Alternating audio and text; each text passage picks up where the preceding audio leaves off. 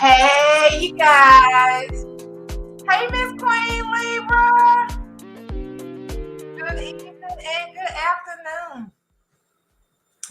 It is 7, and honey, I need to discuss this wedding that Carter has put together. I'm kind of embarrassed for Carter. He done sat up here and got the Italian restaurant decorated like Paris for Paris. He got a cake shaped like Paris. I mean, like the Eiffel Tower. They going on their honeymoon to Paris. Like he is beating himself over the head with Paris. Yes, honey, it's beyond ridiculous with his Paris themed restaurant. They done put fleur de lis up around the damn Il Giardino. They didn't change the name to Le Jardin. No, they didn't change the name, but they could. He's just being crazy at this point. I can't wait to laugh. Yeah, you already know how I feel about Carter right now. I am the anti-Carter person. I am literally rooting against Carter getting what he wants at this point, just because he's been a flake for 2 months. You know what, though? That's why I said this wedding gonna go through, because notice the language that man used with him today. He said, "You wanted Paris, you got Paris." Mm-hmm. And we know that no matter what, it's gonna stick, because truly at this point, I'm pretty much banking on Paris being pregnant. I'm pregnant or something. But all I know is I took that as foreshadowing when that man said that to him. You wanted Paris, you got Paris. Right. And you might make it there on time, but you know what? Nope, this is what you wanted, dude. You're gonna have to sit through be solid with it. That's right. Hopefully Paris tell him she's pregnant. I hope so. Yeah, because I just cannot see Carter happy right now. Today's episode was a straight dud. Like it was Trash.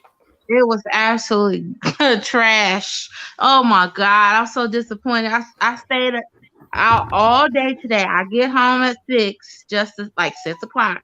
Coming here to hurry up and find out what happened when. And Eric tried for that, only to be wah, wah, wah. I am so glad that more or less they telegraphed this punch and we were able to pull our expectations way the hell back. Yeah. Otherwise, I'd have been throwing popcorn at my damn TV. I still was throwing popcorn and I knew it was coming.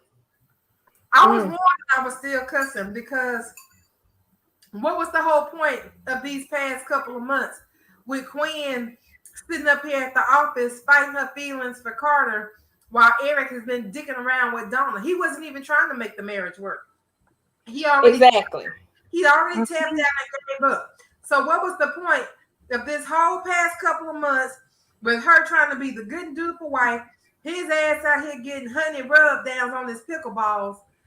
Like, sir, you lied to people straight in their face. That should not be something we like, oh, haha, Kiki, you're right.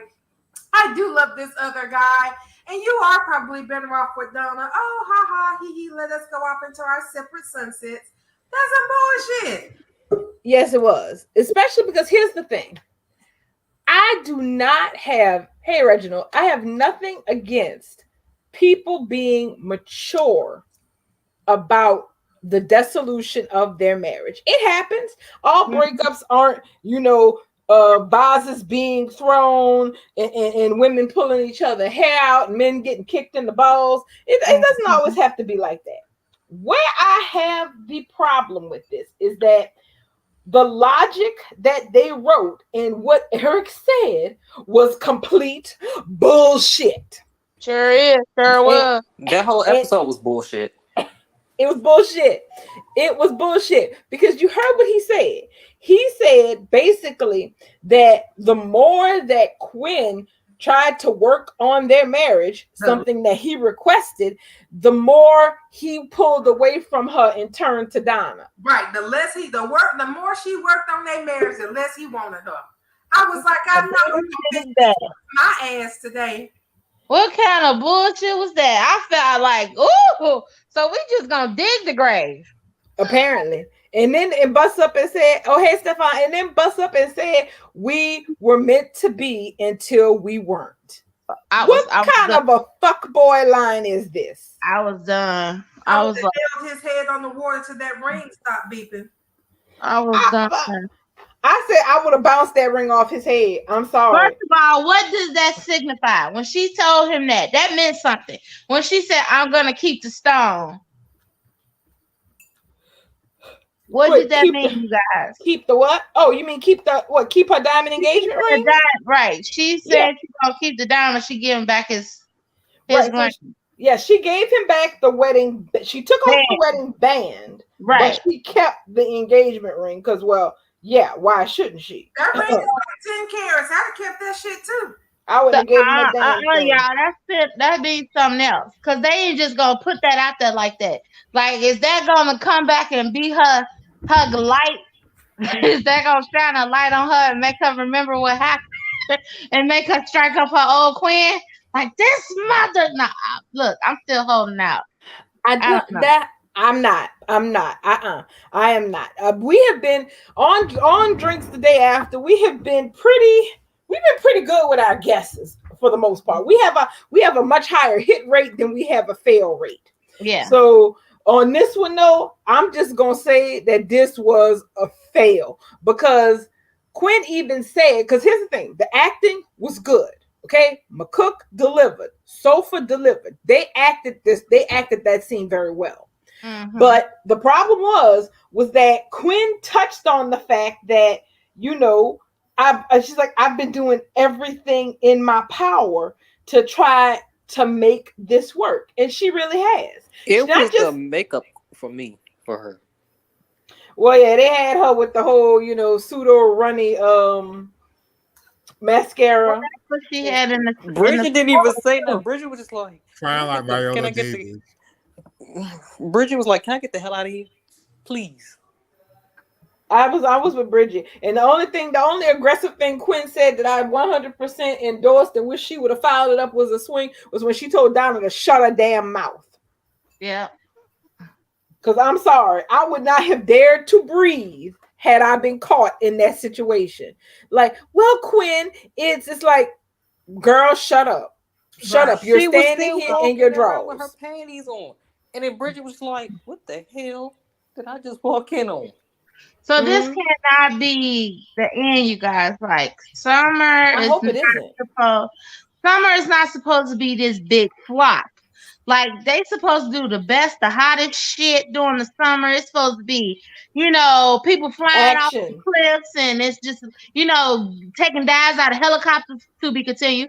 And we ain't got that with this storyline, and I refuse to think that it's just over with because that was too fast, it was too easy, and it was just too boring. Like, I'm not going. This man said, "Go be with Carter. That's who you really love."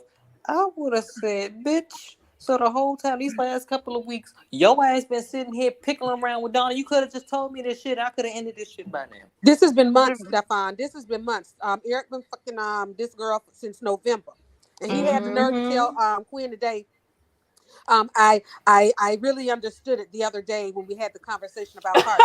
But what about in November? What the hell did you think in November? And then on top of it, he said, "I was gonna tell you tonight." He was planning on telling her after Carter married Paris.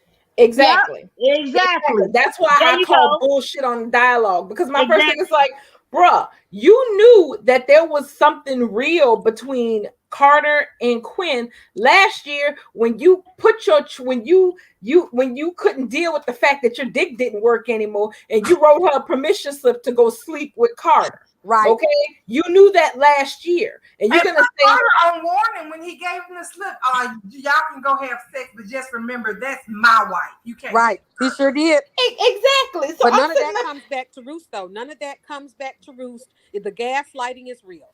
Exactly. I'm sitting there picking. What the hell? You've been screwing Donna since last fall, bro.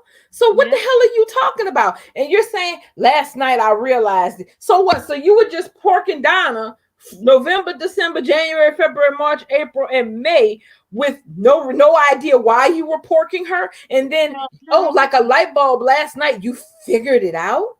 It was just fun. It was fun with them. He has fun.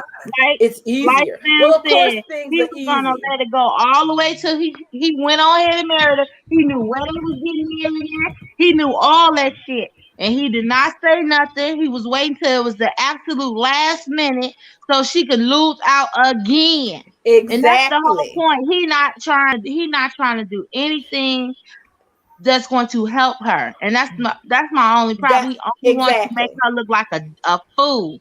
That exactly, because that is the catch-22, is that he actually had the idiocy to say, don't you see the beauty of this? Because apparently El Giardino is down the street practically from what he said. So he's basically saying the beauty of this is that you caught me screwing my ex, so you can hurry up and rush down the street and tell the man you love that you love him and stop him from making a horrible mistake. Eric, if the woman hadn't walked in on you and your tramp, Carter was still going to make that horrible mistake. Quinn was never going to have a chance to tell him that she loved him before he married somebody else. Yep. So what kind of logic is that? Whoever wrote some of this, they need to go back and they need to redo their notes. I think they couldn't come up with a way to make this really work, and they just wrote whatever. I hope she pawned that fucking ring she got. Well, she always make something else out of it. That would be something. A sword. That would be something if she made something out of the stone. She could make a tie clip for Carter when they finally get together. Because he gonna put his hand out.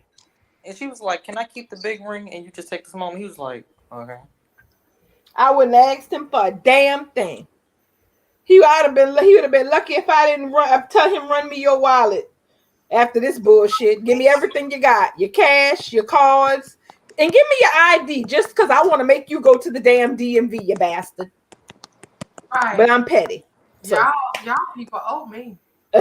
I'm petty. And then she said, Quinn literally said, so you did all this and then your family doesn't like me. And then you do this. I was like, oh shit, here we go. You brought up the family. But that's the thing. Quinn is right about that.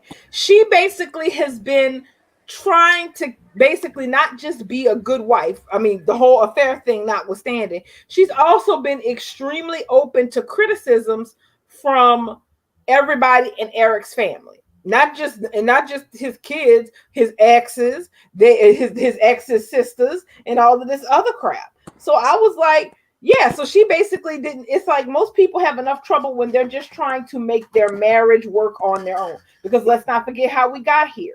The marriage, the issue wasn't her and Eric's marriage. The issue was him sitting down there giving due preference to Brooke over his own wife. And even when Brooke was dead wrong. And I think that's what he meant when he said Donna is easy.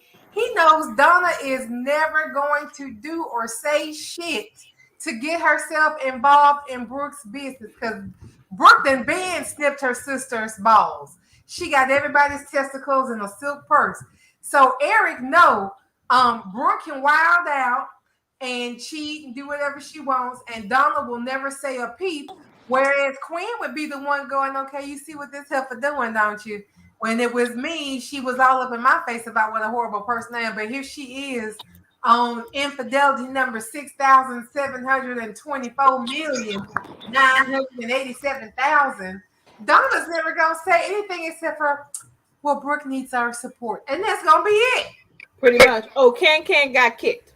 Oh, I'm sorry, girl. I'm just hoping when that 6 months is up, and Quinn takes her full name back, she raises hell. I bet you they don't do that damn 6 months bullshit with this storyline that they implemented with the theme bullshit. Well, we had to wait 6 months before. Nope. Well, because Carter's involved, it might take 6 months because they ain't got nobody else to process the paperwork. They don't never give Justin nothing to do, even though they have another lawyer on the screen. We found out why Lynn wasn't there. He went out of town. On business, and hey, Renee Glover over from YouTube. I think it's interesting that the show actually did go ahead and make it a point to mention where people are, because keep in mind, Wyatt was gone for like damn near half a year, and Katie was gone for almost for forever, and we never got a mention or a peep of where they were. Y'all know I'm petty when they said that, when Hope said that Liam had went out on the trip. And I know what you gonna say. earlier we had somebody had said Brooke was gone. I was like, oh, them two gone on a, oh, they gone at the same time. Brooke and Liam gone at the same time. And nobody. Oh, me mind my own damn business. What do I know except for what went on with Deacon? They gone at the same time. Brooke and Liam. They never. Okay, all right. Charlie said, what was funny about this whole episode was what Charlie said. Charlie was like, why is Bill Spencer here? I was like, oh, okay. Honestly, Charlie was the audience. Charlie was us today, because Charlie said what we all was thinking. Bill, what the hell you doing here, bro? Right. I mean, I know you giving these people money and shit, but why is you? Well, I mean, why is you here? They know. Okay. Well, this kind of thing makes me feel like a man that look like Bill ain't got no kind of social life, which is a damn shame. Right. Like, out of all the places, or maybe his social life is so great they don't think that he would ever debase himself to grace them with his presence. You know, like Bill's always off on his boat in Monaco, or jet skiing, or jumping off of a building, or scaling. Remember when he was out there scaling rocks and shit without his support system stuff? Mm-hmm. And he fell. Yeah, I remember. Wasn't he with Katie? No, he was with Brooke. He was with Brooke, and he fell like an idiot. Yeah, and then all of a sudden he want to do all this death-defying shit. Like, that's what they thinking. Like, ain't you supposed to be somewhere defying death again? You down here with us common people at Le Jardin. At this here wedding, this Paris in the springtime, but this summer, and we in LA.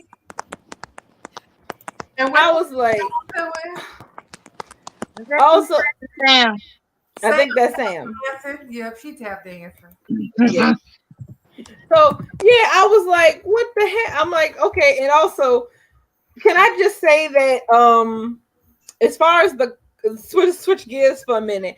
So Carter got the restaurant to turn itself into like a Parisian theme. Mm-hmm. Paris for Paris. Mm-hmm. That ain't no damn Paris. I threw up a little bit. Now the floral part, okay. Normally Parisian themes, they stuck to like the basics of it, because normally Parisian themes. Cake. That macaroni cake was the best looking thing on the set. Hi, Michael T over on YouTube. Hello, Michael T. Welcome. Oh, we got a newbie. Hey, Michael. Y'all So don't be paying attention. Oh, it's Michael. Okay. So I was like, first of all, I was like, okay, so we got this macaroon tower on top of this cake. Macaron. There's not Macaron, excuse me. I'm gonna just be ghetto and call them macaroons like I've been doing all these years. I don't even like them. I always feel like it's a stale cookie. I just had them. I bought them, and that's why I was mad that they made that cake, because that really should have been a coquembouche instead of them using them damn macarons. I don't know who. Like, they're not even watching the Great British Bake Off the right way. You don't use macarons when you're making a coquembouche. You have to use profiteroles. So that was disappointing. But I had them just last night, and I want to fight somebody, because them little fucking cookies was $2 a pop. They about the size of an Oreo, like the diameter. They are too damn. I could have went to Crumble and spent them $4 and got a cookie that was as big as my face and ate that for the next week. Them cookies was nasty. The pistachio tasted like lime, Fruit Loops that somebody let went stale, and then the raspberry was just kind of like, I don't even know. But people were like, well, you're supposed to get them fresh from a French bakery, not Publix. Bitch, I live in Tennessee. Exactly. Here's the thing. I've been screwing around with those cookies ever since Gossip Girl was on the air on the CW back in the day. Okay, I was like, oh, those look like neat little cookies. Let me give them a try. I've tried them countless times, and each time it was bullshit. Give me a damn Oreo. I will have a beignet, please. Thank you. If we want to talk about making some culture French pastry, desserts, the best. the thing is that I think they're made from meringue, and y'all, I hate meringue above all things. I don't know why I didn't realize that before I bought those damn cookies, but I think they're basically just made from meringue. They gotta be like I've watched them make it on on the Great British Baking Show. They just whipping the egg whites and stuff till they get to a certain consistency, and then they pipe it on the little sheets and they bake them. And then I thought about that today. This is meringue. I hate meringue. I always scrape the meringue off and Off of your pie. Mm-hmm. yeah. And this time I went and paid somebody $4 for some crispy, not even crispy. The texture is weird. Mm-mm. You gotta to really like those. 9 times out of 10, the majority of macaroons I've had in my life, they have always not been as fresh enough for me to feel like I wasn't eating a stale cookie that was overpriced. So I know exactly what you mean. I mean, $2, girl, for a cookie. The program I'm working now is like you stop eating when you have enough. I had enough after one bite, but I paid $2 for Oreo. I'm eating that whole damn cookie. Do y'all remember we was talking about Remington the other day? Mm-hmm. Yeah, She's supposedly only going to be on there for one episode. that's correct. Yeah, we talked about it last night. She's say what Sam I said. didn't even know y'all was gonna have drinks because there was no show yesterday. And plus, I was at the damn dealership all Cocktail Blanca. I said beep beep. Yeah, you was getting your new whip. Damn dealership all night. My husband ended up wanting to get a car at the last minute, so we were there too damn long. We ended up talking about the real life drama that was the congressional hearings because it ran circles around this shit with Bold and the Beautiful. So, and it has been actually from the beginning. I don't know what y'all been sleeping on, but them hearings Sam had me today. Yeah. Sam had me today talking about something. I only watched the first 10 minutes and turned it off. I said, ooh. I was done. I couldn't. I'm surprised I watched 10 minutes of that foolishness. I felt robbed after 10 minutes of that. I felt robbed. I turned my ass over and took a damn nap. I felt to be the successful among everybody. Yeah. Yeah, I was wanting to know what the congressional people were doing too. I was like, I wonder what they do today since they all. They about to fly out. What I did today is they about to go on recess. Rerun. I watched. I started before I went to sleep. I had turned it to the hearing from yesterday. I preferred the goddamn rerun hearing over the show, the Bold and Beautiful show. Well, you watch that on YouTube. Who on YouTube? And I'm saying, where are you watching it at? The rerun on TV, on my cable box. I got a DVR. Oh, okay, you DVR. Because, girl, I want to go all the way back to the beginning. I want to go back and watch it from the sit down and just watch it. Let me tell you. One of those days I watched, it was so goddamn good. I had it on every TV because I wanted to hear it no matter what room I walked into. I wanted to be on it, ma'am. I'm telling you, those hearings is good as hell. One of those days was so goddamn good. I mean, seriously. It was Pence's people testified. The day Pence's people testified of the events that happened on January 6th that was with Pence, the people that was with Pence. That was some incredible freaking testimony. The witness, the legal mind, he was just like, to me, even his demeanor was Can I ask you guys a question about these hearings? Mm-hmm. Now, okay, what is the actual purpose for them? Are they going to indict Trump or his minion, or are they bringing this hearing just so they won't? The purpose is they have a reason to not give him ability to be elected again. The point of these hearings is to let the American people know the truth about what actually happened. Right. And they waiting on the Justice Department to actually do something. We already know what the hell happened. So basically, you saying they just doing it to waste money? We know. No, they doing it. They actually is showing the people. This is sworn testimony. This is factual. They showing the people what they know. We already know. We knew on January 6th what was happening. We knew that day. Girl, we watched it that day. We watched it live. I was Exactly. home. Exactly. Everybody I'm sitting up there watching ABC saw that shit. Right. going We down. saw the tweets. We saw the president's speech before. We Yeah. saw his tweets during. We saw him tweet and speak afterwards. We all know what happened, but they want us to see and hear under sworn testimony. Under sworn testimony, they ask you to go to federal prison if they lie. They want us to know that this is just not bullshit. It's facts. Just like the Robert Mueller investigation. All that was facts. But guess what? Ain't a damn thing come of it. But guess who's Ain't next? nothing Yeah, gonna at the end come of of the- this some one. waste Ain't of nothing gonna money. come of this one. That guess who's sounds like next a up? waste of money. But guess who's No, next it's to not a testify? waste of money. It's not a waste of We're money. supposed to know. This is Because our We right. already know it. That's my But that so okay. but now Okay, I it's- get now what you're it's proven. saying. I get It's what you're proven. saying. I get the gist of it. But what is the outcome supposed to happen? Like, The Justice so Department's I supposed to want get them it done. to have That's- these hearings so they could be brought up on charges, not Correct. just because. Oh That's yeah, correct. see, we But- were right. But we can't and until the people hear the truth and know it, the people probably won't do anything. So they're hoping that the people make enough noise because we talked about this. Our We talked about it elected yesterday. officials don't do shit. They They ask don't. us to do all the work and they just keep telling us to do more I- and more and more. So Mhm. they're hoping that we make enough noise that somebody does something because they ain't gonna do shit. And here's That's the but thing. that still sound like a waste of money. I'm sorry, guys, but it seems Yeah, like it might be a they're waste of doing money, it. but I'd rather spend it on this than all the other shit we spending money on. No, that's not. See what I'm saying is, if we can't nick one thing in the bud, it's gonna be a whole bunch of other shit that gonna be a waste of money. They Well, can't. listen, They can't don't- be bringing the stuff we already know. It's already in the light. Ain't nothing hidden. But That's already in the light. How come they not doing this to bring charges on these idiots? look, But they there's a want lot of charges stuff to that be we- brought, but the Senate don't have the power to do that. The Senate That's the is Department of Justice. legislative branch. They are don't the do ones anything who with have to bring the It's up to the charges. Justice Department to do that. And I can assure you, our And Mark Justice Merrick Department Garland is ain't not going to do shit. it.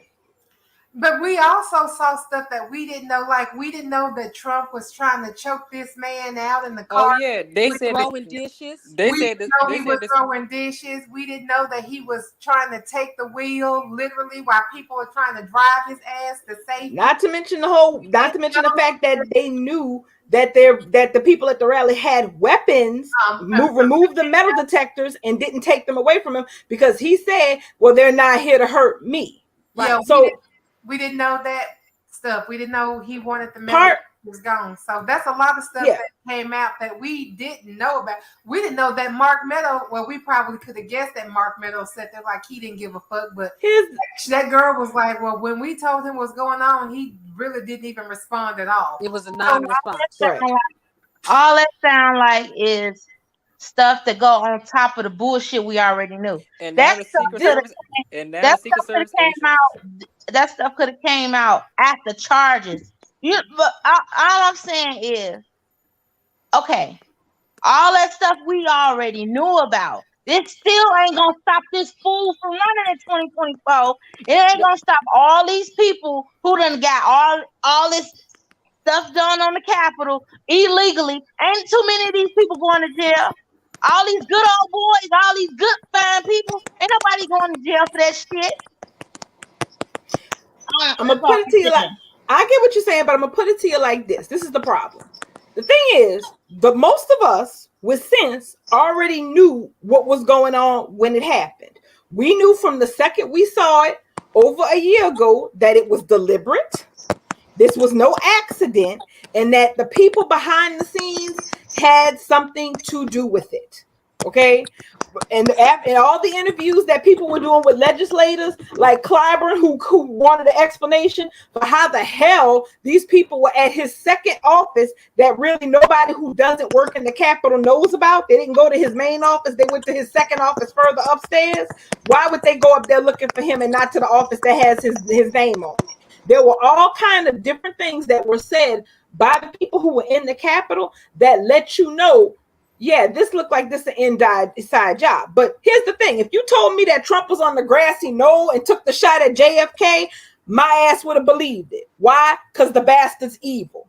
but you have a whole swath of this country. I'm not talking about diehard Republicans, okay, because they're lost causes, okay? They are going to vote the line because they're xenophobic, racist, whatever the hell their problem is, and whatever part of the population they want to oppress.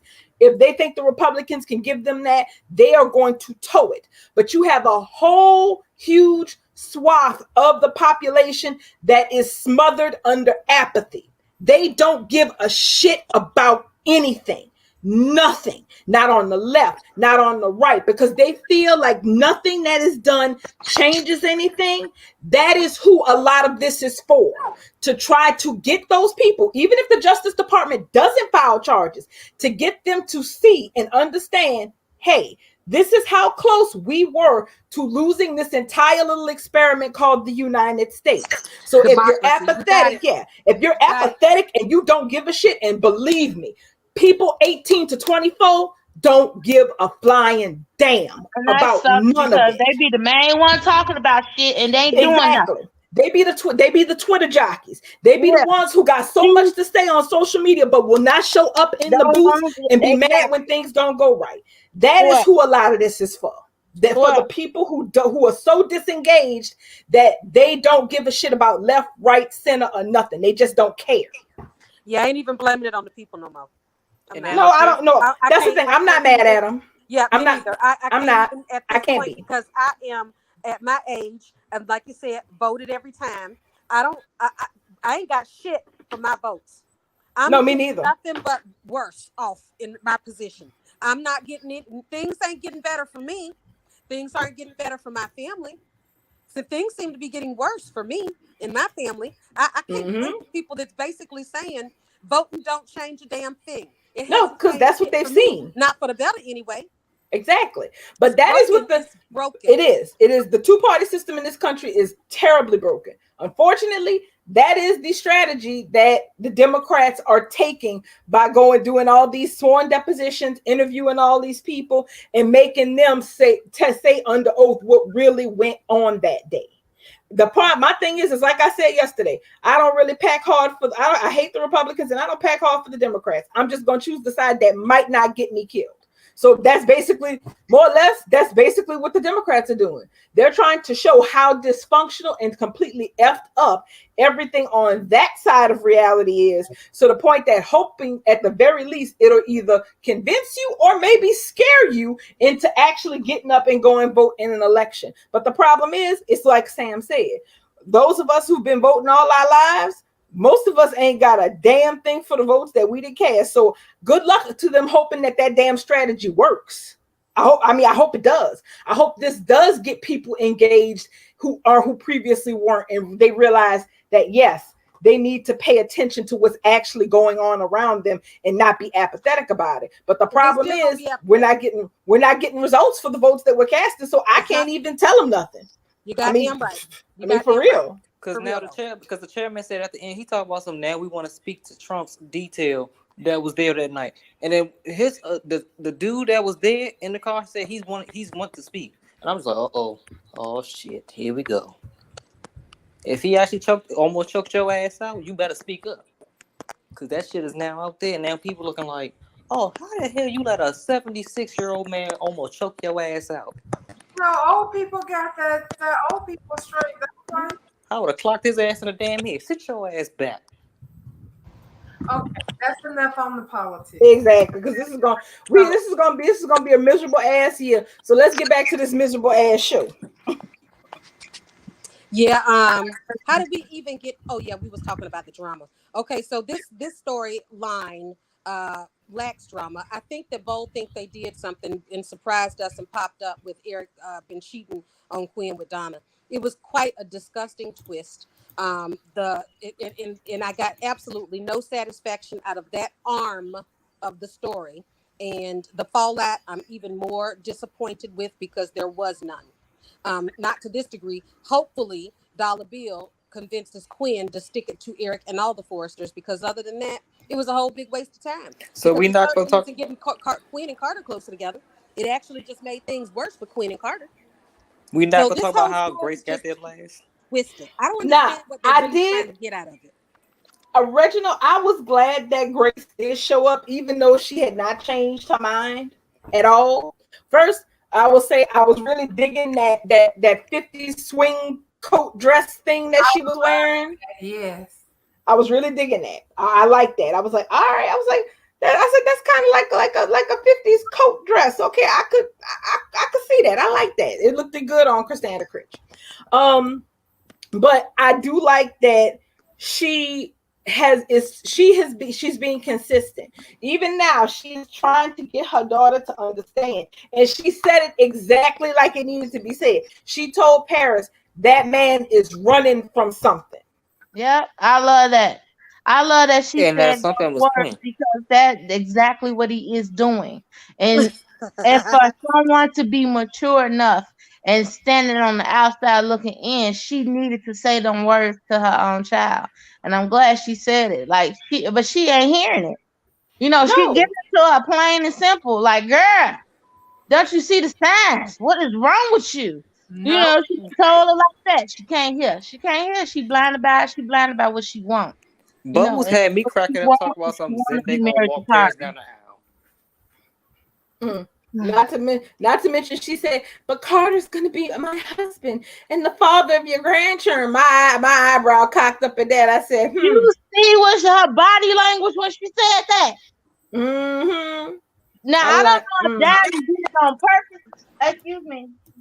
I don't know if Diamond did that on purpose or on accident, but her body language sure indicated that she was I don't look. Y'all go look at it again. What happened? I didn't see it. What I didn't saw. see it. What y'all talking about? When Grace was in the little prep room with Paris, Yeah, trying to convince her to not go through with this bullshit for for obvious reasons. Paris was telling her mom that Carter was going to be her husband and the father of her grandchildren. Yes, payback. She did pregnant Paris. Yeah, I'm trying to see if that was an anvil. Yes, perhaps it was. That's what I'm saying. That's exactly what I'm saying because her body language indicated that she knows something, but she ain't. It's too soon in the script for her to say something. Really? So you saw? Maybe, Okay, so Diamond. Maybe That's why I said go look at it again because maybe I'm reading way too much into it, but I know I'm not. You might be because Diamond isn't that great of an emoter to me. I can't sometimes tell what the hell she be thinking. Sometimes the expressions she make don't seem to fit what she's saying. So I don't know. Yeah, it's her body language. Check out her body language in that scene with her mom, and she's telling her that because she's not the most, sophisticated and trained actress. So it kind of looks really, really accidental. But did y'all see Mama Buckingham and Bridget's face when it was time for Paris to walk in? They had the same expression, like, I know somebody gonna crash this wedding. I'm just waiting for it to happen. I know. Ridge walked up in there and said, "I'm afraid it's time." Like he was going to the electric chair. I'm not gonna lie, I bust out laughing. Yeah, Ridge was bogus. He was bogus for that. Ridge was with the shits today. He came in there, Carter. I'm afraid it's time. I'm like, are you taking him to the gas chamber, Ridge? He said, Carter, it's time. Carter talk about something. Give me a minute, sir, because you know what you get ready to do is messed up. He came with straight violence today. He said, That's it. I ain't got to hold nothing back. Carter looked like he wanted to throw up. That is what Carter looked like. Sitting in the back. Where was Red sitting all the way at the back? Like, y'all could have at least had this man in the middle. Y'all had to make this man sit all the way in the back of this wedding, the wedding that he don't want to go to. Oh, okay. So Ridge was sitting in the back. So wait a minute. The wedding is already. So wait a minute. Well, they lining up. She's about to walk down the aisle. That was the end. That was the last scene from the show. Carter telling Quinn that she needed to go stop the wedding, and Carter being at the front of not the chapel, but the front of the damn restaurant, and Paris coming out to walk up the aisle. Eric. It was Eric and Eric telling excuse me. Yeah. Quinn that. Yeah, I can't get over how selfish Eric was today. I just He was a cannot. piece of shit. What? Yeah, go Oh, and hold stop on. the wedding. Carter's about to make the biggest mistake of his life, but you was gonna let that happen until after you got done porking Donna to get home, and then after all that happened, you was gonna tell Quinn, I'm in love with. Well, he didn't even say he was in love with Donna. He just said she was easy. So he, just saying I'm gonna go on over here and be with Donna. Bye. And knowing Carter done married a woman that he don't love. Eric's so goddamn selfish. I cannot stand him. Yeah, I'm Well, sick of him he's too. been selfish. I'm totally sick of him. This is typical behavior. He's always been like that. And then try to make you feel bad for the shit you do. Hold on. What's good for the goose, good for the gander. Your ass checked out the marriage first. So if I found some comfort and some friendly smiles and some touching from somebody else, that's your own fault, bruh. What you doing ain't my fault, because I'm trying to heal what was broken. And it wasn't my fault it wasn't my fault how it broke. So yeah, I'm gonna need Eric to get all his shit, all his coming up. He needs to get all that.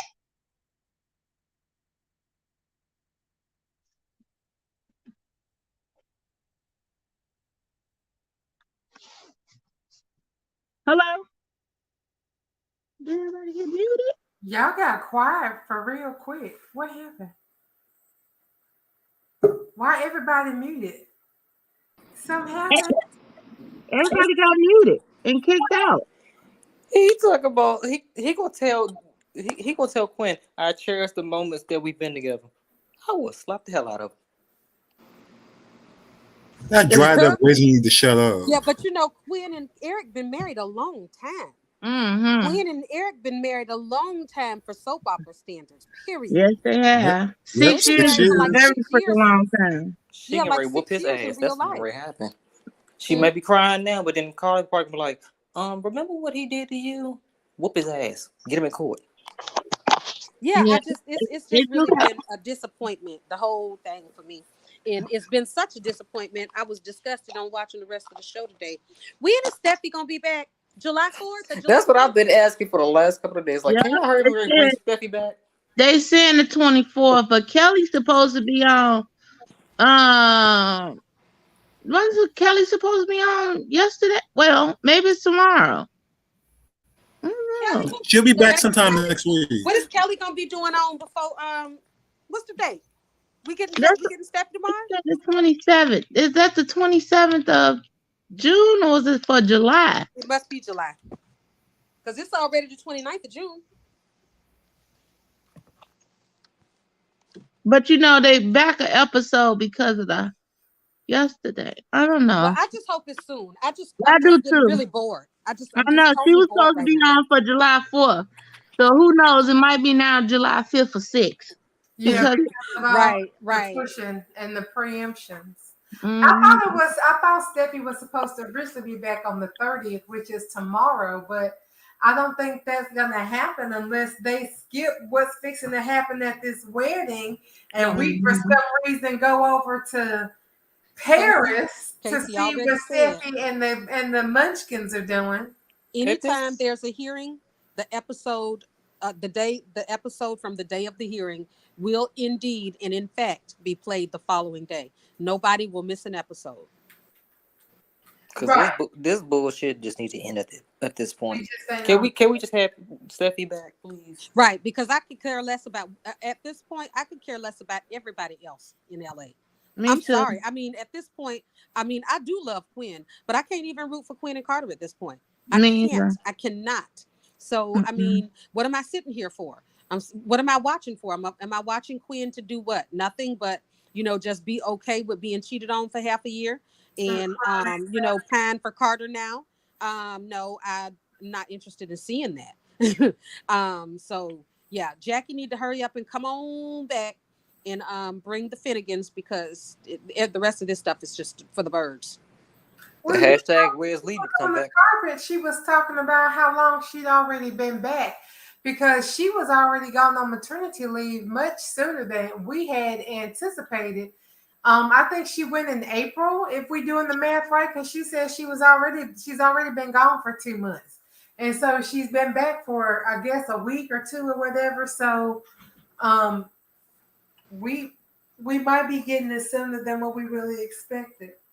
Right, because we're gonna get it. We'll definitely get her a little sooner. But I think I don't know. I just hope we get her and keep her, because usually when she come back from maternity leave, she'll come in and have her little entrance story, and then she's kind of still backburned because she's still taking time off to go and hang with the babies and things. So even when she usually has a baby, she doesn't have a heavy story right afterwards. So after she gets her reunited with Finn, I think we'll probably not see a lot of her, but hopefully we'll be seeing more of Sheila and the Finnegans.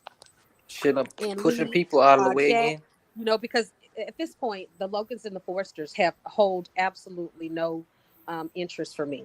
They ain't got no action. Right. That's what I'm Just saying. not really interested They in making seeing the what they summer do. a dud. Like It's it's like- supposed to be. What's the promo say? Hot Right, summer. but it's not fun because they taken all the fun out on purpose. Swear.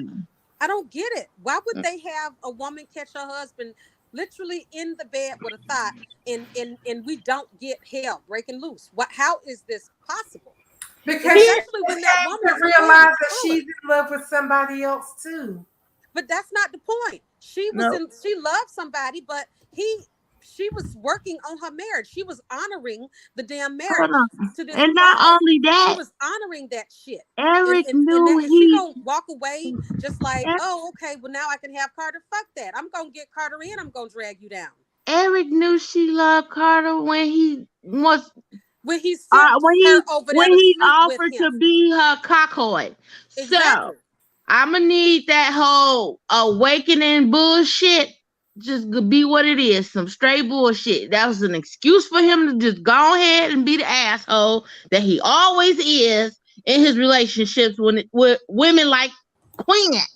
And that kills me. Like, no, I can't. Yeah, like I said, I refuse for this summer to have this storyline. He was dumb as shit talking about something. Oh, my heart rate.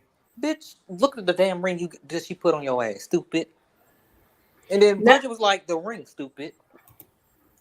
Not to mention the fact that, and this is the other thing, because at this point, it's already a done deal. We're not getting what any of us really wanted as far as the denouncement of this story. So the only thing, well, I mean, I hope I'm wrong, but this has the feeling of one of Brad Bell's deflated ass balloons. It just does. So the only thing that I can hope for at this point is that, well, here's the thing. Obviously, Quinn isn't like her old self, meaning she ain't about to break Eric's neck or slap the shit out of Donna, so we can forget about that. We're not going to get a dynasty style resolution to this story.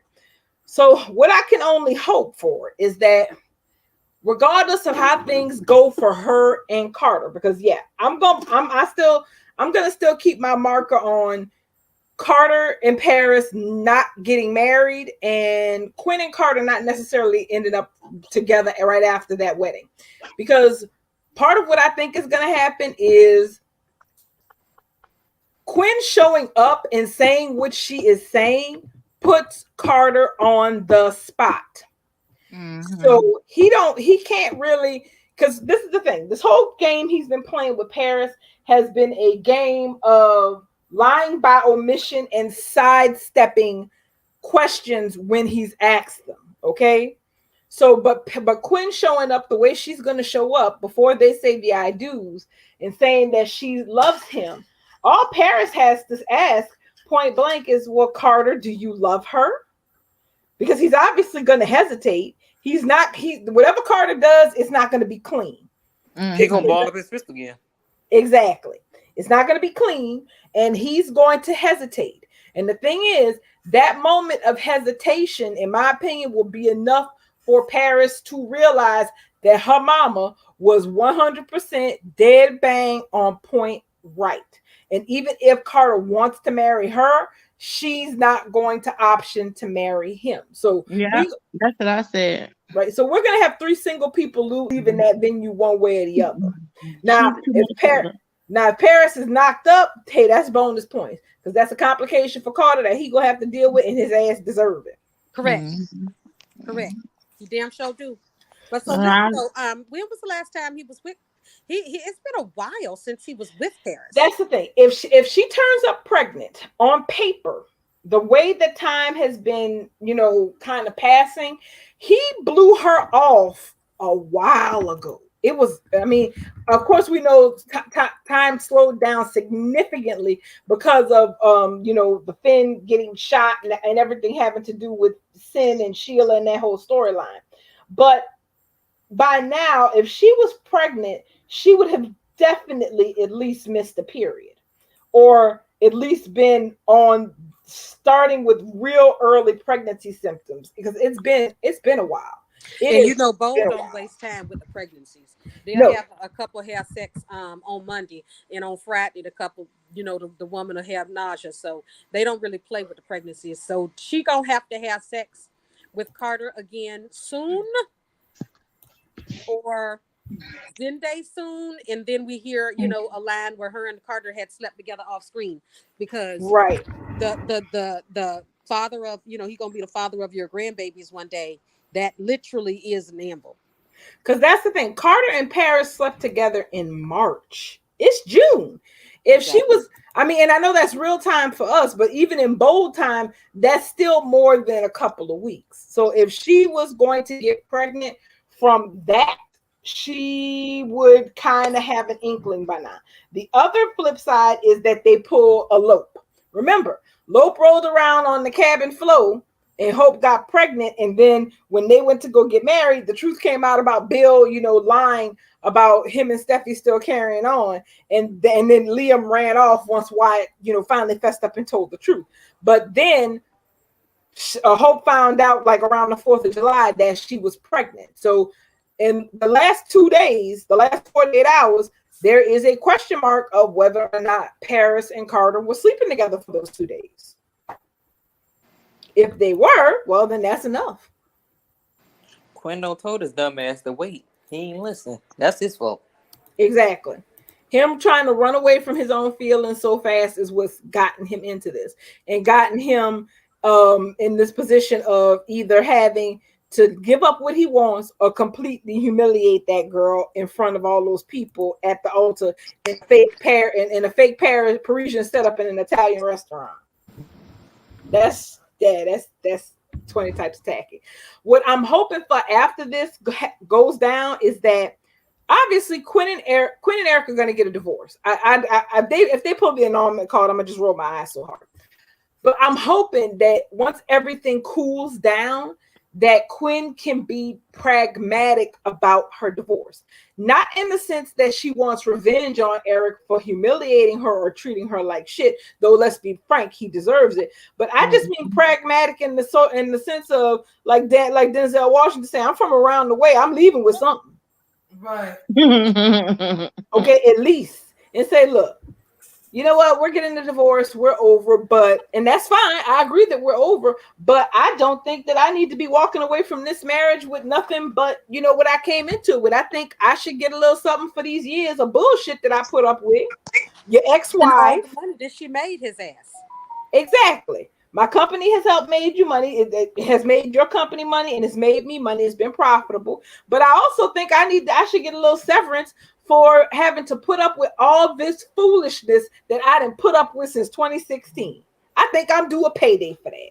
So let's talk assets. Right, exactly. Her business is is a major asset to Forrester Creations. If she wanted to take what she came with, that could leave them in a little financial pickle. So yeah, she does need to be. We've been talking about this for weeks, ever since we seen that pig laying up there, having honey poured all over his ass. She needs to boss up and get power, because I need Donna getting her goddamn coffee every morning. That's what I need. I need Donna to be Quinn's footstool. I mean, because obviously Quinn is not going to want to stay at the Forrester Mansion, so she's probably going to go crash with Wyatt and Flo again. So until she figures out what it is that she wants to do, because like I said, I don't believe her and Carter are going to just snap together right away, because that's just too goddamn easy. What I do think is going to happen is that she's going to have to think about what she wants. Does she even want to still be entangled with the Forresters on the level that she is now that her and Eric are no longer married. Right, She because really, what happens next time she goes to the office when after everybody know that Eric and Donna together and she is not with Eric. All the Logans still gonna be looking down on her and talking down on her as she trying to work and bring money into this company. Right, She needs power. Because when she said today, "Oh, I don't have to worry about what your family is gonna think about me." The hell you ain't. Them Logans is gonna eat you for lunch in that office every day. Well, I can see Brooke now. Well, I see Eric finally. You know what? If Forrester Creations, Hoe of a Relic, Brooke Logan makes Quinn work environment hostile, it'll be all of them if she take them for all they got.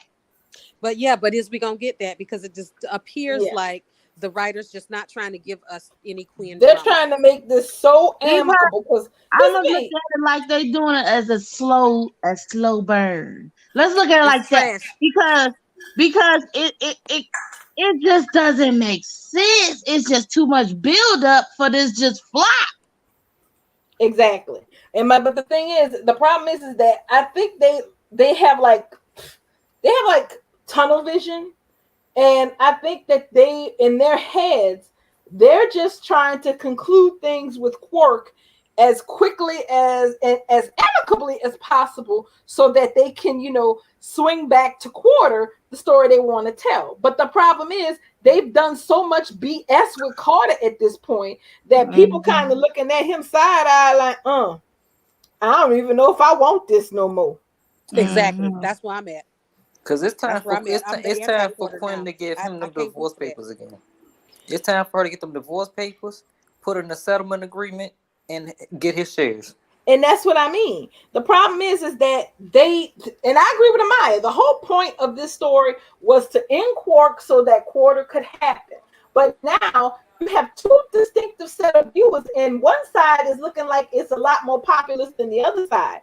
One side is a side that was invested in the end of Quark because they really wanted to see Eric get what for being an asshole. And then you have people who are still invested in seeing Quarter be together. But but the thing is, people kind of got mixed feelings about Quarter right now because of how crazy they made Carter throughout the course of this. They literally have him unhinged. He balled up his fist every damn day. Oh my God, my feelings for Quinn.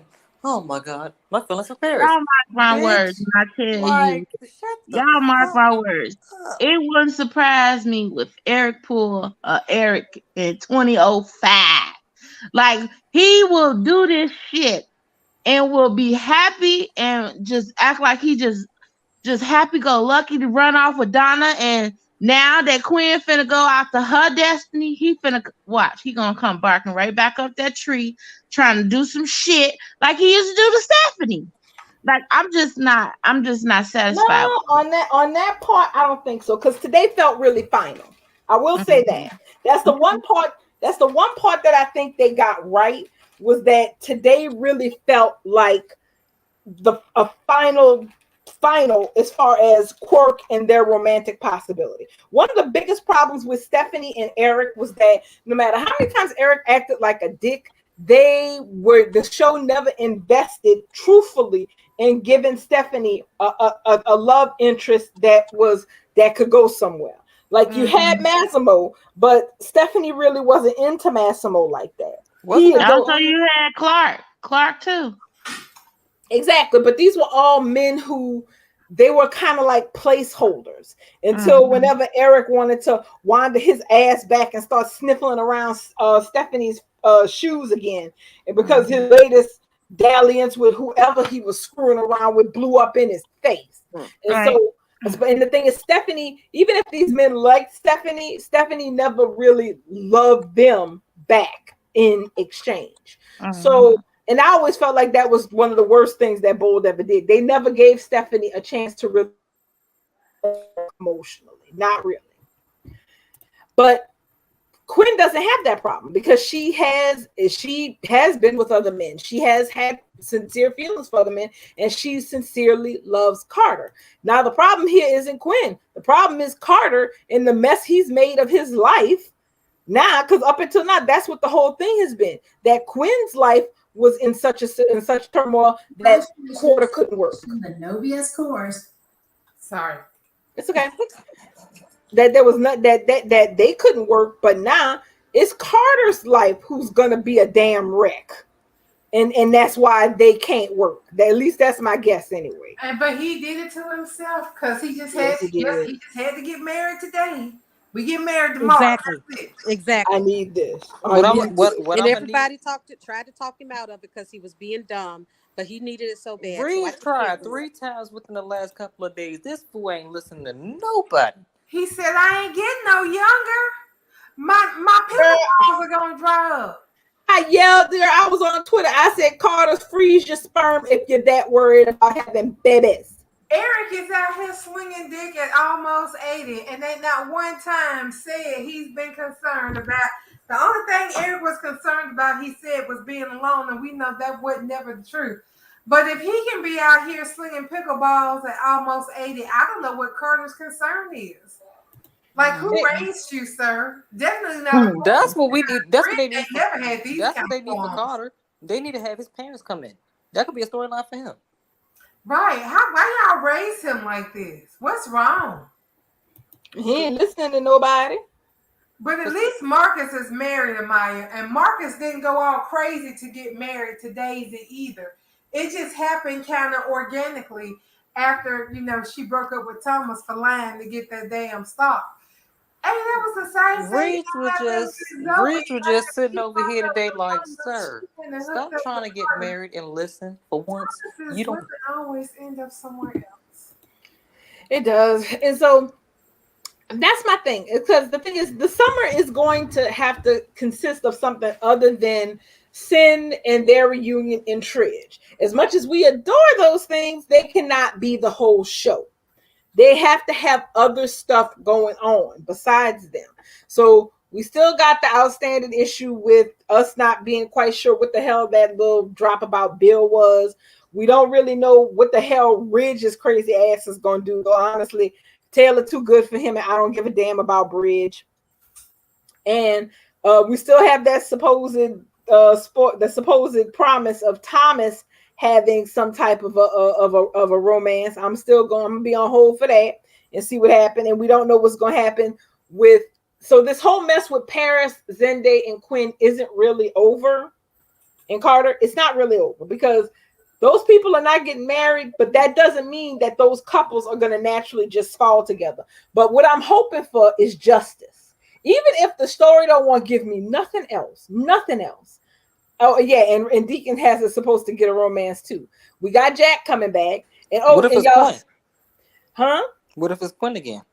Nah, Quinn. No, Quinn already has. They already got Quinn pegged for Carter. That is going to be where all her romantic focus is. They're not going to throw her to anybody else. Not the way that this show does. They act like they can't chew bubble gum and walk at the same time sometimes. Well, Deacon is still in love with Brooke, and he's as much as Professor's undying love for Brooke. So if he was to go sniffing the wild queen at this point, I wouldn't want it. correct. Deacon is no good for nobody right now. I mean, that's what this soap always does a really good job of, is ruining potential couples right out of the gate, back because everybody always got to. I never got over Brooke Logan. Yeah, That's and a I'm terrible sick of plan. every man on this show going through. Well, I've been gone from town for the past 15 years, but I came back because I just couldn't get over Brooke. Thorne coming back, and that being the first words out of his mouth, I changed the damn channel.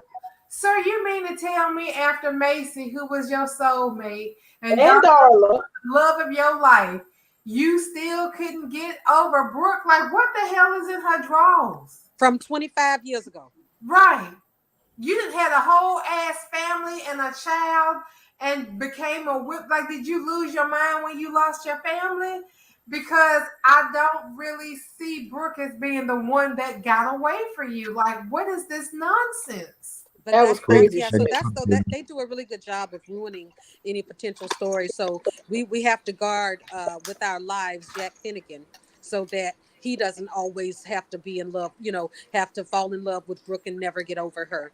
Because like Jack- everybody else, we got if for the- Deacon if on the for- set, Bill on the set, Ridge on the set, all of them love the Logans. Can we just have Jack Fried in?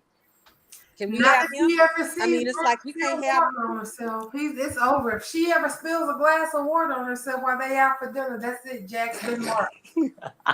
Oh, and y'all saw, and did y'all see the post from Ricky showing that they accidentally spoiled that Lee's alive? Well, I mean, we knew she was alive, but Shut up. They make me sick with spoiling stuff. I mean, not spoiling stuff, but lying to us over and over again. I mean, SB Ryder agrees that Paris dropped that there was an anvil about Paris being pregnant, just like Can. SB Good. Ryder typing over on the YouTube side. good, because The it's YouTube type- okay.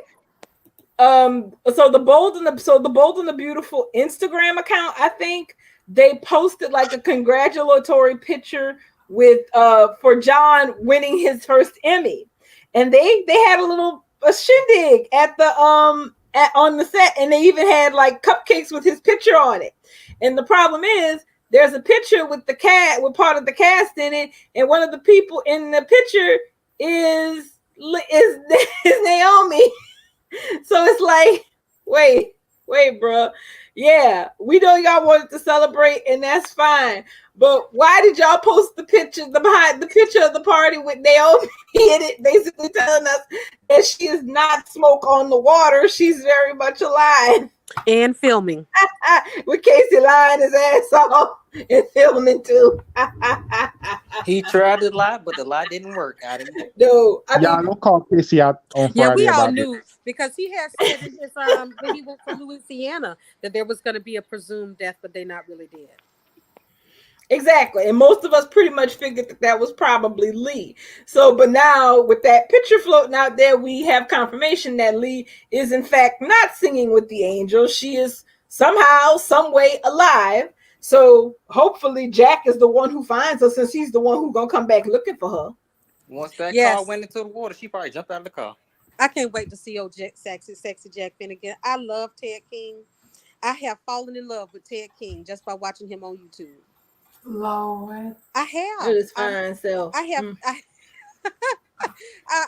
He done put Sam? the feel on me through YouTube, child. Sam, wait, were you watching his Lorenzo Alcazar days on General Hospital? I wish I could. I didn't watch General Hospital back then. I always hear about it, and I just wish I could, and I can't find old General Hospital seasons nowhere. Girl, I will send you a link to somebody who got bootleg on YouTube. Would you send me that link, and I will bootleg on, because I would love to just. I could sit there and watch Alcazar because it's Jack Finnegan all day. You send it to me, girl. I will. Well, the story. Well, that's the thing. The thing is, he played twins, so they killed him. Lorenzo in Right. Alcazar.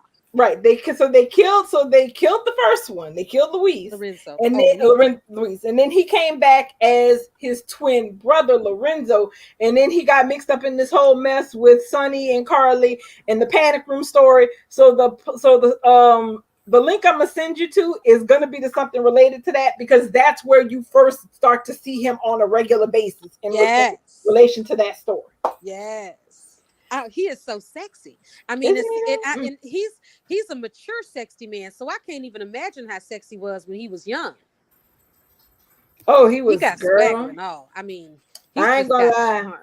He was fine when he was Andy on Charm. I was so sad. I was so mad when they killed him off. I was like, why y'all had to kill Prue boyfriend? That was so unnecessary.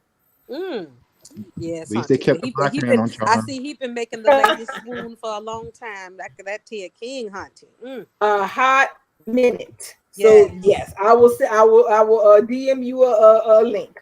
So wouldn't it be something if we could get I really would love to get Jack and Taylor, because for one, I would love to keep Jack on the away from the Logans, of course, because once they go Logan, honey, they can't never leave them alone. So I wish that we could get Jack and Taylor so that we could have some drama. Hold on, wait a second. SB Ryder said that Ted King was hot on GH and Sex in the City. He was on Sex in the City? I heard he was, yeah. I Now, didn't. I don't recall. I saw the episode, but I heard somebody talking about it. okay, so here's the important part of this. Was he naked on Sex in the City? Lord have mercy. Look, a whole lot of fine men who normally don't do roles like that ended up showing way more than they should have, at least their asses, because they was on Sex in the City on HBO. These are the questions that I need answers to. Let me find out. Look, y'all tripping, talking about this the man showing his booties.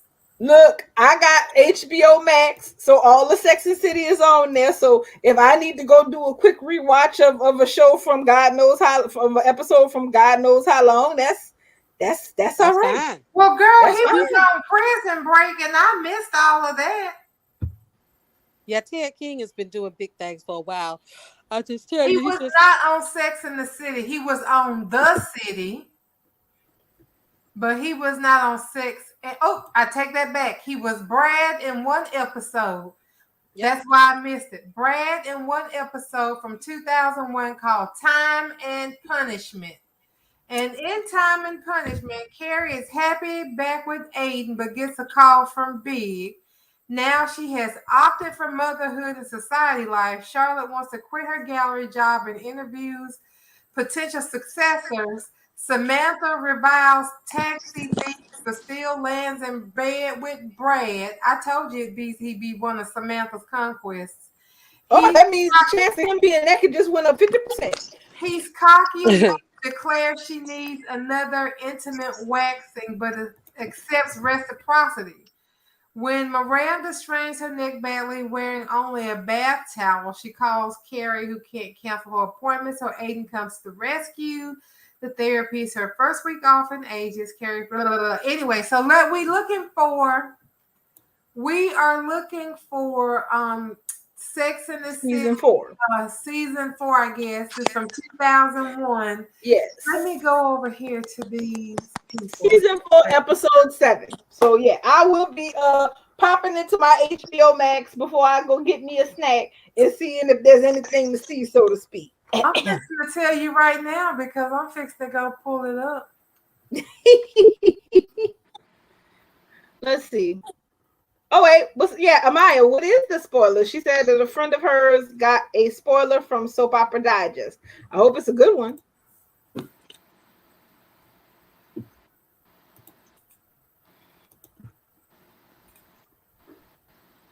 Ooh, episode 7. 7 is my number. Y'all know that, don't you? Lucky number 7. 7s have followed me my whole life. I got my plates the other day and I asked the lady if I could just please have one with the 7 on it because my life wouldn't be right if I didn't have it. And she was like, sure can. And she sure did. And I was like, I'm so glad you did that. So I'm just going to fast forward through this episode because I don't care about these chicks. Yeah, Ted okay. King is the only thing that we Oh, care well, about there right he is. now. How fine is he? Well, he's in the back of a cab. He's getting in the cab. I think he took Samantha's cab. Okay, so he gonna have sex with Samantha. Yeah, he was Samantha's. You know, all the guest men belong to Samantha. Yeah, everybody else was trying to be in some kind of a relationship, but Samantha, because she didn't give a damn. Okay, so Maya said her friend said Ted King did a preview, and Jack is in a bad place. Sheila may want to watch her back. I'm all right with that. Somebody need to be gunning for her ass. If it's about damn time. Well, it's his fault. I mean, it is. All the more him. All the more reason it should be him. Fix what you broke. I don't got no sympathy for no damn Jack Finnegan because you did this to your family, sir. Fix what you broke. Yeah, you know, but you have to give him a little bit of break. I mean, the man, he had an infidelity with a woman that he didn't really know that well, and she turned out to be a nutcase. Every decision he made after that, he was wrong, but he was trying to protect his family. He should have told them people the truth, just like he should have gave them people some ashes. I'm never. He should have. But you know what right. this He is? should have. You know what this is? You having sound issues. You got audio issues, darling. You having audio issues again. Uh-oh. Did I got the wrong pattern night? Yeah, go out and come back in. Last time it fixed it perfect.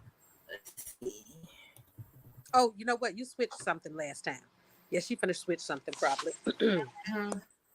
So I have him. He appears at the 5 and the 34-second mark on the episode because he takes this cab. I guess Samantha was trying to get the cab, and he took the cab and drove away in it.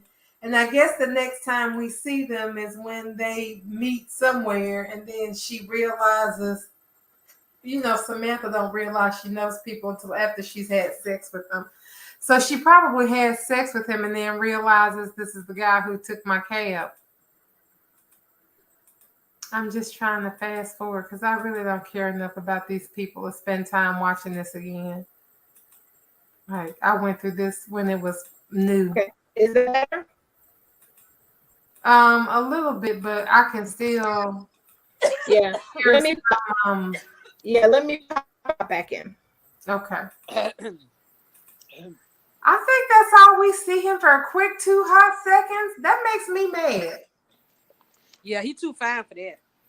That man got so much swagger though. It's something about him. It's something about Ted King that just, yeah. It's something about him. He got something. He's got some charm. I bet he beating women off him all the time. I bet he get panties thrown at him all the time.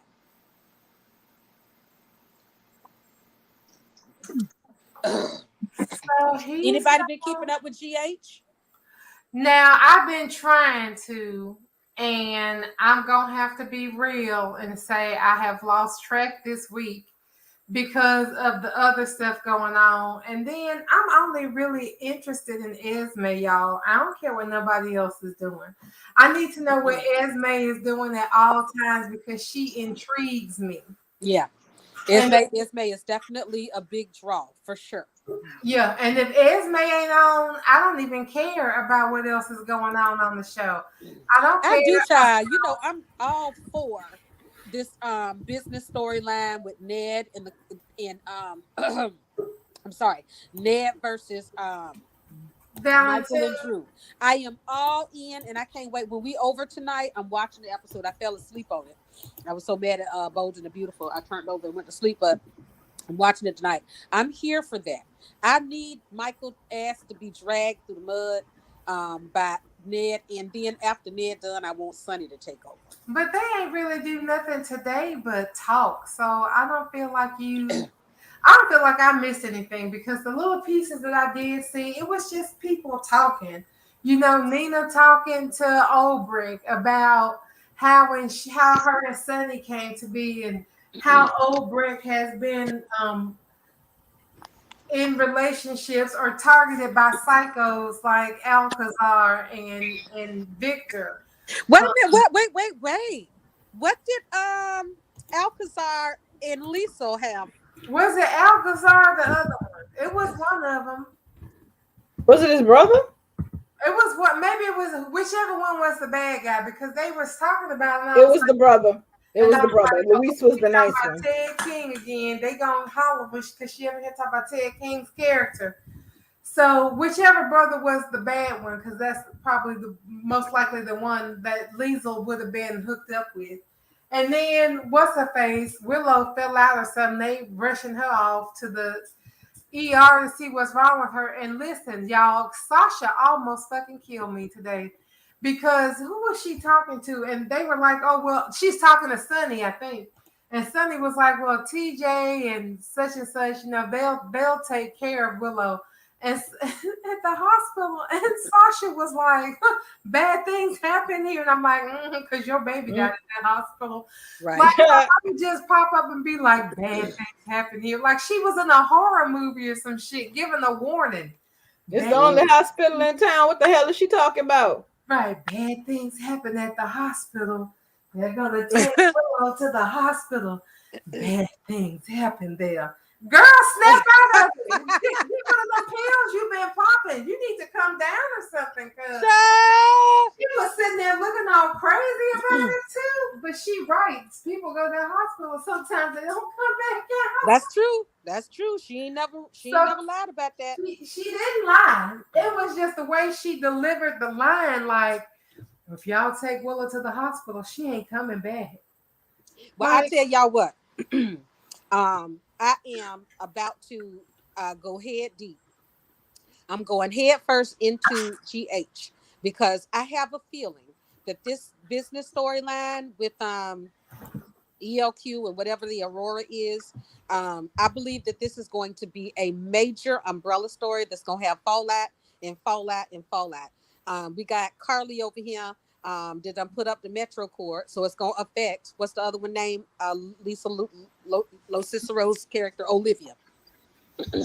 Olivia. So I'm looking forward to this. I guess I've been thirsty for a business story anyway. I've been thirsty for it. Yeah. And I think that's why I'm so interested. I'm ready, and I'm ready to get into it, y'all. So I might have a lot to say about it once the story really starts rolling. That's sure isn't giving us no business. No, Young and giving us is damn mergers. Young and the Restless is a complete joke right now when it comes to anything related to business. The only two things that happened that I was happy about was that it looks like they finally about to free Chloe from being Chelsea's second banana, because that work partnership is falling apart for a whole bunch of reasons, namely because Chelsea's on the edge trying to overextend herself, and Chloe's like, you ain't taking me along for this bullshit ride. That's the only thing that's interesting, because hopefully that means they can actually give Chloe a story, because I remember when she actually was an interesting character once upon a time. Chloe was a very interesting character. Chloe was a very, very interesting character. She was. Yes, indeed. I remember when Chloe led many stories. She was always a goddamn mess. And it was always messy and dramatic. Loved it. That was good TV. It was damn good TV. It was. You can't take messy characters like that. And it's like, to me, it's a tragedy. You have these beautiful works of art. You have these characters that are people love and love them in spite of, and sometimes because of, how completely fucked up they are. Don't mess that up. Let us love our flawed, messy characters. I just hate when they do that. Well, like the problem with Chloe and Chelsea is that they're pretty much the same character. They look so much alike, and if they really wanted to fuck with us, they would go get that Smythe girl. The Smythe girl, that ain't her name. That was her character's name, Greenleaf Smythe. Rebecca Buddy. They make a trifecta because the three of them they look alike. Much damn alike. Like, that's what I was expecting, for them to come and pull her up out of somebody's retirement and have all three of them on The Young and the Restless, really wasting talent and confusing us, because I really can't. Sometimes I can't differentiate between Chloe and Chelsea, because they always having the same problems. They problems always intersecting. And I know they're supposed to be best friends, but my ass, my best friend. Too much of their stuff. It's like that they're one person living in two different bodies, if that makes sense. Exactly. And that's the other thing that gets on my nerves, but it looks like that's about to crack up, because this whole BS mess with Marchetti and them offering Chelsea the spot to be the designer. Chelsea is not in a place to do that. And Chloe, and also on tomorrow's episode, Adam, both tell her that she can't, because she has to still deliver a line for Fenmore's, but also design a line for an Italian fashion house that's being transported to damn Wisconsin, USA, of all things. She's not up for it. It's too much. She's spreading herself too thin. And that is what is gonna crack their relationship in half, at least as far as their working relationship. Then you have this mess over here with this Chancellor Winters merger that never should have happened. Nate opening his fat mouth and promising these people 50 podcasts that don't exist. And Elena trying to throw herself up in here to try to help him out and say, well, I can do a podcast about medicine. And it's like, well, no, you're already in an agreement with the Newmans about that. So you can't really do one for us and still be doing AXA MD for them. And so I'm like, hold on.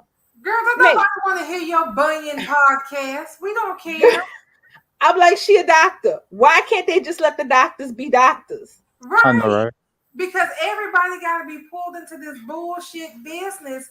Like, they are not only merging businesses, but they are merging the characters into these bullshit developments. Like, where on earth does it make sense that even Nate would give up being a doctor, something he worked towards his whole entire life? His mom was a doctor. He wanted to follow in her footsteps.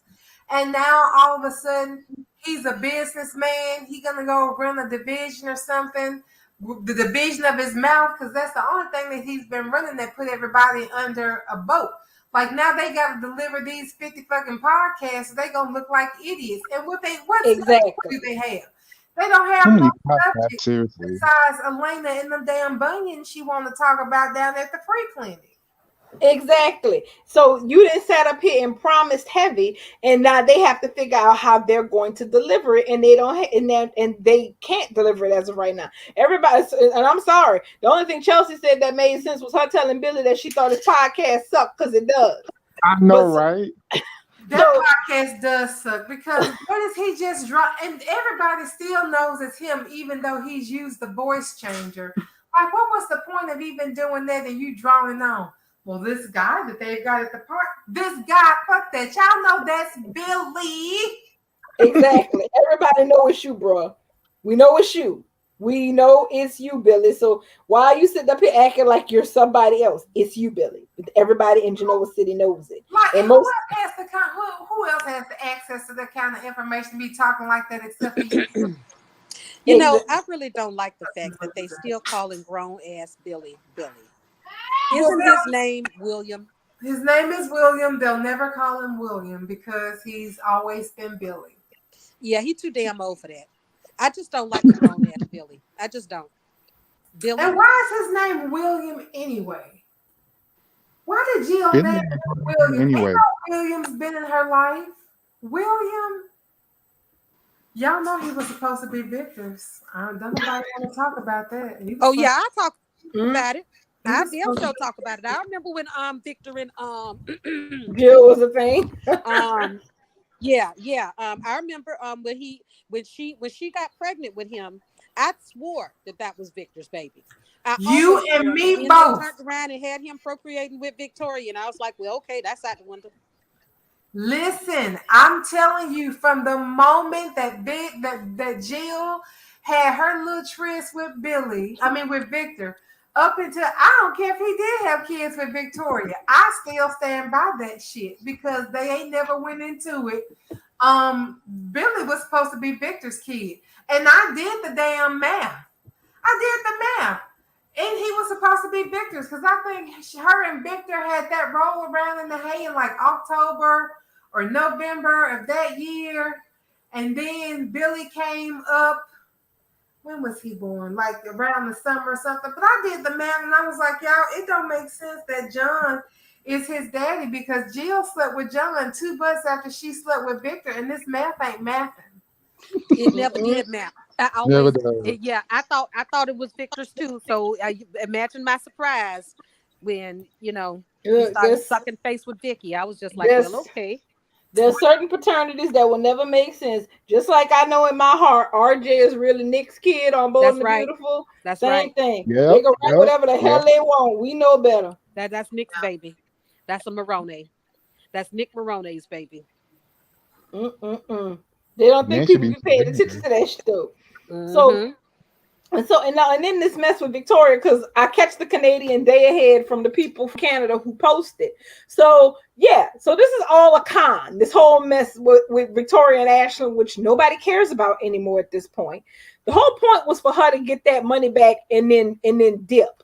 So she opened up a joint bank account for the two of them and put $250 million of her money in and told him to deposit his $250 million in it. And then when his ass went out to do something, she transferred the total amount in the account to her private account, and she didn't call for the Newman jet and about to bounce. But it looked like he shows up just as she's about to leave. So this was all a dine and dash. She just came to get the money and run. He gonna kill It goes her. down to wow. Yeah, If- that all that sounds so contrived. I can't. It does. It's stupid. You know what? When they told me that that's what they were doing with this, that Victoria was actually zooming her family and Ashlyn, I was like, what kind of sense does this make? That's It makes no sense. that she would go It doesn't. completely out on her own like this to go and get back money that she would have got back anyway if she had just asked that man for it, because he would have did. But Ashlyn pretty much said he'd do anything for Victoria. So probably all she would have had to do was say, "Can I have my daddy's money back? Like, if you really love me, we move forward, just give me my daddy's money back." And he would have gave her that money back. But all of this pissing off the family and telling everybody where to go jump off because she gonna be with her man, and telling Billy that she leaving and the kids gonna still be in her custody. Why do we have to go through that whole production? Why? And then on top of that, it turns out she's in cahoots with somebody. We just don't know who the hell it is. It better not be no damn Nick either. If it is, I'm gonna be disgusted. Well, it don't sound like, if it's Nicholas, it don't sound like it, because he spent the whole day worrying to Nikki and Victor about Victoria feeling like he may have betrayed her by telling Victor what he found out when she called him. So he's not talking like somebody who's in on it with her. He's talking like a PR person who's just doing what Victoria expected him to do, but it feels like that whole thing with Victor running off the investors and Michael running off the other potential investors was coordinated to make a situation where Ashlyn would agree to self-fund this make-believe corporation that don't even freaking exist. All this, another thing somebody else pointed out, why they acting like the Newmans broke? All this to get back $250 million. Makes no sense. It doesn't. Right. It doesn't. Victor blows his nose on $100 bills. Well, Exactly. rich people hate losing money like that. He probably got that money back in dividends before they even sent that original $500 million. Before Adam even offered that money, it was already made back to lose. So, but rich people hate losing even a very cent. Even a very cent. I see that in real life and running my business. People be in $1 million homes and don't want to pay you $45 a night to watch their dog. Ma'am, you just spent $45 to go to the bathroom. Exactly. I'm not really asking you for a lot. This dog cost you $5,000. You ain't got another $45 so he can spend the night at my house.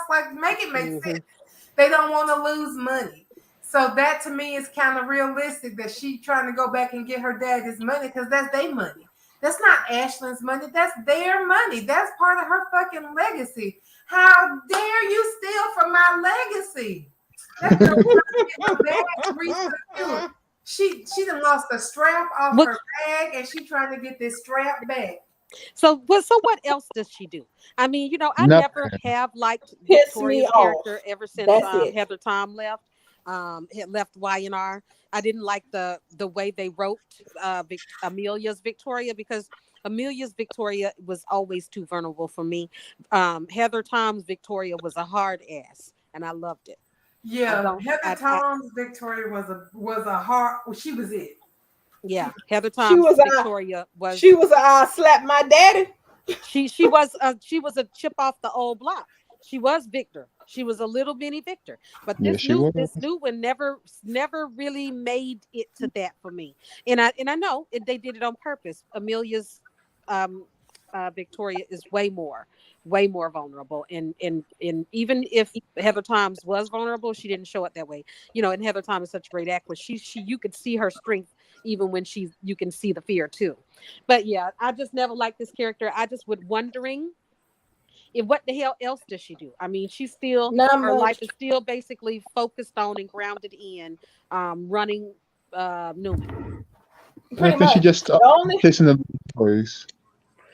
Exactly. The only other two, Victoria doesn't do anything. The only two things that I see coming up that I'm even mildly interested in seeing the fallout with is trying to figure out if Chelsea's going to end up screwing Billy or Kyle, because she's going to end up sleeping with the Adam man. She's going to end up sleeping with somebody else's man, and seeing if Amani can get Nate under her before Elena get her ass back from Hawaii. Yep.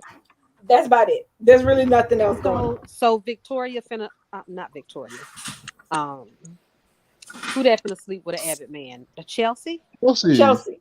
Yes, Chelsea is doing this manic thing, which is why her and Chloe are not getting along, because it's like her, and I didn't realize it until I watched part of the Canadian show, is that Chelsea's way of focusing whatever the hell is wrong with her is to focus her attention on something else other than herself. Like when she came back from after she lost her mind and did all of that shit with Ray and Adam, when she came back from Genoa City, she was focused on getting Adam back. And she didn't stop being obsessed with that until not just Adam shot her down, but then she started to vibe with Ray a bit, so she was able to let that go. But then Ray died for whatever damn reason. Josh Griffin kills people off for random shit. And now she's just kind of spinning, and she seems to be she seems to be making eyes or appreciating these men who are kind of like stepping up to, express some sort of concern for her. And it's like kind of like what happened with Ray. Nothing ever happened between her and Ray, but she even had to admit to Chloe that she kind of sort of fell for him, but just, didn't do anything about it because he was married. And so now it looks like they're about to take her down a path of something similar. It's just a matter of who they're going to take her down that path with. But it's going to be somebody else who got a woman already. Take Billy. Yeah, it was served to me. All of them deserve in the same pot. Victoria, Billy, and Chloe. They can put them in the cauldron all together and turn up the heat high and let it stop boiling, and I'd be fine. All I can say is if they put Chelsea back in with Billy, that's gonna be funny as hell. Just because it's not like they ever really acknowledge that they have a kid together, because Victoria's the mama on paper. Exactly. It's the strangest shit. I don't understand why soap operas do this. They literally take children and they treat them like little objects and shit. I mean, it's really crazy to me that Billy and Victoria was raising Chelsea's child. Because if I was a parent that way, if I literally had an affair with the married man and for whatever reason decided that child was better off with the father, once that father got divorced, I think I would have something to say about, my child and who else is going to be in the life next. I would assume at some point Chelsea would be like, well, okay, well, what's going on with my child? I know we don't call it mine, but I do have a right to know. But they just act like it just is not a thing. Just like Nick raising, Maya Wright. Exactly. You just other people's kids. That's a thing. I mean, they really need to stop doing this. I'm waiting for somebody to explain to Johnny, Christian, and Connor that they have brothers. I don't think those children legitimately even know that shit. They don't know. They don't know. Our brother cousins. That's all they are. Brother cousins. You got it right. Brothers. They're brothers. Oh Lord, that's so hillbilly. They're brothers. Y'all, that makes me laugh. It's funny because I mean, I don't think they actually plan to do that because, well, first of all, I don't know what the hell they gave Sage a damn baby for anyway. Because when they killed her, I was like, oh God, thank God she's gone. And then I was like, oh Lord, but they left her child. Why did they? They should have never took that baby from Sharon. Sharon should have kept that baby. They should have never took that baby from Sharon. That baby knew Sharon all his life. Well, then they decided to just say, well, Nick is the father on paper, so we'll just leave it like that, even when there was like that brief time when him and Adam were fighting over him having custody of Christian. But that seems to have completely gone by the wayside. Right. I mean, it's insane. Does Adam even act like Christian is his son? No. Nope. Just like Chelsea does like it doesn't have. They just pretend. Yeah, just like Chelsea, in Little Johnny. That's her kid, right? Johnny with Johnny. Yes. Mm-hmm. Johnny, the oldest of the three. Yeah, Johnny's the oldest, and Christian is Johnny. On paper, Johnny's supposed to be 10. Connor is supposed to be like 8 or something, and Christian's supposed to be like 7. How old is the little girl, Catherine? Katie, I have no idea. Maybe 5 or 6. Oh, she's older than that. She's older than that. Yeah, that's older than that. The age. What Yeah, is her but- name? Katie Abbott. Yeah. Yep. Catherine, Named after Catherine. Catherine Rose, right? Amaya said she was born in 2015. So yeah, she's That not makes her really. 7. So she's about 7. I think they probably aged them a little bit because they sent Victoria's kids off to boarding school. You know what they're gonna do? They're gonna do to those two, to Katie and Johnny, the same thing that they did to Lily's twins. You go turn around and all of a sudden they're gonna be then skipped completely over their age group The high and be school, off in yeah. college and be in high school or something. I've been waiting for them to bring back Grown Up Johnny from that flashback, or that hallucination Billy had. That would be, and that's the thing, because YNR does not invest in any kind of a teen scene anymore, because that was one of the things that they had over Bold and the Beautiful for a while, was that we kept a teen scene, but I don't even know. I think they killed Moses and Faith, if you ask me. And You yeah, said they killed Moses and Faith? they might as well for how often we see them. Since they about to graduate and go off to college. Exactly. And hell, and yeah, I'm with it. And hell, I'm with Amaya. They done made Reed basically a grown man. At this point, Victoria's son with JT. So it's like you ain't seeing nothing from nothing. Child. Yeah, YNR. JT was a I baby tell when he you, had Reed. I do not miss that show one bit. When I was done with YNR, I was done. I mean, a soap opera can really do that much to you. A soap opera can disappoint you so much. And this is the first time I think I've ever. No, I can't be. It can't be the first time because I've dropped soaps before, but it's so strange to me because Young and the Restless was the one that I watched the longest and the most. It was the one I was most invested in out of all the soaps. And a few years ago, I just was done. I was just like, I just can't no more. It's just nothing that I like. It's because they're lazy and it's a whole lot of nothing happening. Like case in point, you have a lot of people having conversations. So you have a lot of people talking about this, that, the other, and the third, but you don't actually have any action taking place. Victoria swiping that 250 million out of the bank account was the most actionable thing to happen in like 2-3 weeks. So it's like you got all these people sitting around Society and Crimson Lights, and they're talking at each other. And occasionally you have Phyllis flipping her lid over Diana and Nikki sniping at Diana. But other than that, you don't have any actual movement in the story. It's killing the soap in general because they have good actors. They have great actors who if they gave them the material, they could make shit happen. But And Josh, they got great wardrobe. I mean, those goddamn women be dressed to goddamn kill every day. There is not a clip I see of Young and the Restless where I'm disappointed in a look. exactly. It might not be my exact aesthetic that I would wear, but looking at it up and down, I could say that they well put together. I love everything that Sharon wears to work, and people are always dragging on her because why is she wearing them damn sequins to work in a coffee shop? Because she can. She's Correct, Sharon, right. and she's always been in Sharon- a coffee shop since she was 21 years old. She can wear a duster up in that bitch if she wants to. Mm-hmm. I know they gonna shut up. in a tutu. That's right. They What? can stop hating on the queen. They gonna shut I their always love mouths. Sharon on YNR. Always. Sharon and my Drusilla. These They are gon- rich people living regular people's lives. Of course, she's gonna be wearing sequins to work. Sure. Look, as far as I'm concerned, it's as simple as this. Sharon Collins Newman could wear whatever the F she wants. Indeed. Thank you. Indeed. All right. Thank you. If she won't rock a ball gown up in that damn coffee house, then let her. She could put on that 70s style glitter dress she had for her daughter's wedding and serve and make lattes doing that. They can keep their mouth closed. That's the fuck I said. Oh, it's okay. But that's like I said. Sharon for what she wearing in her business, in her establishment, really? But you know what? It's probably halfway the same people who always had something to say about Sally dressing like she was going to the club when she was going to work at Newman Media.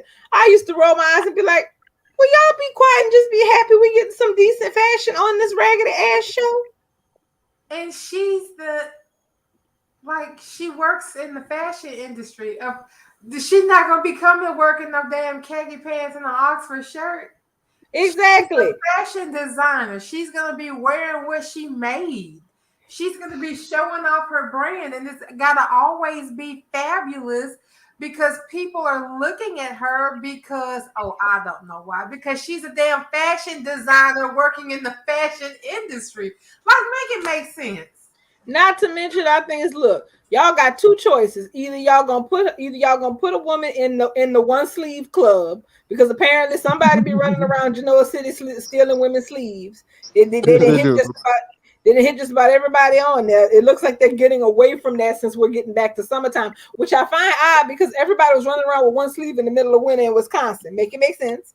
But Summer came home and they put a damn one-arm dress on her. I was like, really? Nobody escapes it, do they? They gotta be trolling us with these one-armed outfits. And then they got poor Victoria in these gothic Victorian ass looking, I don't know what to call it. I'd be like, why they look like she just a school mom who just stepped off the prairie? Her neck got to be wrapped up. Her ankles got to be wrapped. I'm like, what are y'all doing to this poor lady? She wear that Mrs. Haversham outfit when she's by herself. Because remember before she fell in love with Ashlyn, she was all wrapped up from head to toe like fucking Morticia had a baby with Edgar Allan Poe. And then she started having sex with Ashlyn. She started combing her hair. It got less frizzy and more put together. She started wearing colors again. She got out of all that black maudlin, looking like she was going sitting Shiva at somebody's funeral home. Yeah. Right. She looked like a damn vampire all the time, like she was going to meet Barnabas Collins for dinner. And now that she's pretty much turned herself off, that's like the outward representation. That's how I know she's back to being single, lonely Victoria, because look at her hair. She don't care about her hair no more. And look at how she dressing. She dressing like she going to somebody's damn funeral. She's out the man business right now. She probably ain't even sleeping with Ashton. And if she is, she lying about it. Well, I will say this much. If she sleep with Ashlyn right now, I mean, at least she's selling it for a high price. $250 million for a couple of days worth of banging is a pretty good. That's a good price to charge. If you're gonna sell it high. Listen, like Bubba was saying, I want my daddy's records. She wants her daddy's billions. I want my daddy's money. She don't care. She wants her daddy's money. That's it. Period. She got to take one for the team. She wants her daddy's money. She gonna restore the legacy. She got to restore the crown. She got to get her daddy's money back. So she got to. I mean, it ain't like he ain't her husband, and it ain't one already sleeping together. Exactly. Now, one thing I will say is that Nikki finally asked Victor the question that everybody been wondering is like, okay, so even if Victoria comes back, she asks Victor, "Are you comfortable just taking Adam out of the CEO spot and putting Victoria back in?" She's like, "Have you given any consideration to how that is even going to work?" And Victor just gave her one of those nickel slick damn Dark Knight smiles, which I'm assuming means he has a quote unquote plan for how he can make that more palatable. I'm assuming that he's going to stick them both in there as a co-CEO and tell them to both shut the hell up. No, he going to let them fight it out just like he always do. He gonna make him fight out. Victoria, when he wanted Nicholas, Victoria had to fight for her life every second at that company. And Victor always wanted Nicholas. And it wasn't until Nicholas was like, all right, I'm out. That's when Victor seriously started looking at Victoria. She wasn't never supposed to be the one, even though she is the most like him. He always wanted Nicholas. But Nick is like his mama too much. Yeah. That's the thing. He's not don't really care about that business like that. No, you don't. But he'll do it because that's family and they asked him to, and then he'll go have a damn nervous breakdown for the next 3 or 4 years and turn his daddy into the damn feds and the SEC for how he running his business. That's what Nicholas will do. But he's not gonna make Adam even Stevens with Victoria. He'll take it back from Adam and just tell him, well, my boy, you know, you have to be able to do this for your family. You know that job always belonged to your sister, Adam. Don't be bitter. Here's Newman Media. Go read it with your little girlfriend, Sally. And then he'll pat Adam on the head and shoo him on the way because he only wants to use Adam as a pawn, just like he used Victoria as a pawn to get Nicholas all these years. And then when Nicholas took himself out the game, Victoria moved up a seat and Adam became the pawn that Victor uses against Victoria anytime he want to yank her chain. Tell me I'm wrong. That works. You're not.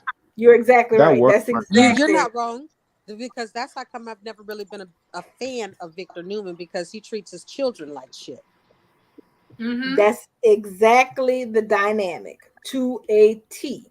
And that's the thing. And also the hierarchy in the Newman and the Newman kids is very clear. Nick is first, Victoria is second, and I guess Abby is third because Adam is dead last. He ain't got no horse in this race, period. Well, I don't know about that. I think Abby might be dead ass last because they forget Abby sometimes. Well, they remember Adam, and they only remember Adam because they have so much vengeance for him. But Abby might be dead ass last because she's sometimes not even remembered. She's like inconsequential. Abby ain't last. Abby is that replacement baby. Abby is what was owed. Abby is a debt paid. That's the only reason why she looks like she's last. But let us never forget that Nikki Newman was always on the patrol to keep other women from having Victor Newman's children. She bullied Ashley to the point that she had that fucking abortion. Abby's birthday has been adjusted so that it would have been what that first baby was. She is the debt that has been paid. She ain't gonna never be last. Victor gonna always, even though they don't talk to her, they'll consider Abby before they consider Adam. And the only reason they consider Adam now, presently, is because he's in the business and wants to be in the business. But if Abby was to show up at the office tomorrow and be like, Daddy, you know what? I decided I want to be in the family business at all. What you got for me? Adam is going to get kicked down the room. Yep, 100%. Ashley Abbott is the only other woman who was supposed to have Victor's babies besides Nikki. And Nikki fell asleep, and Victor ended up in Kansas having babies.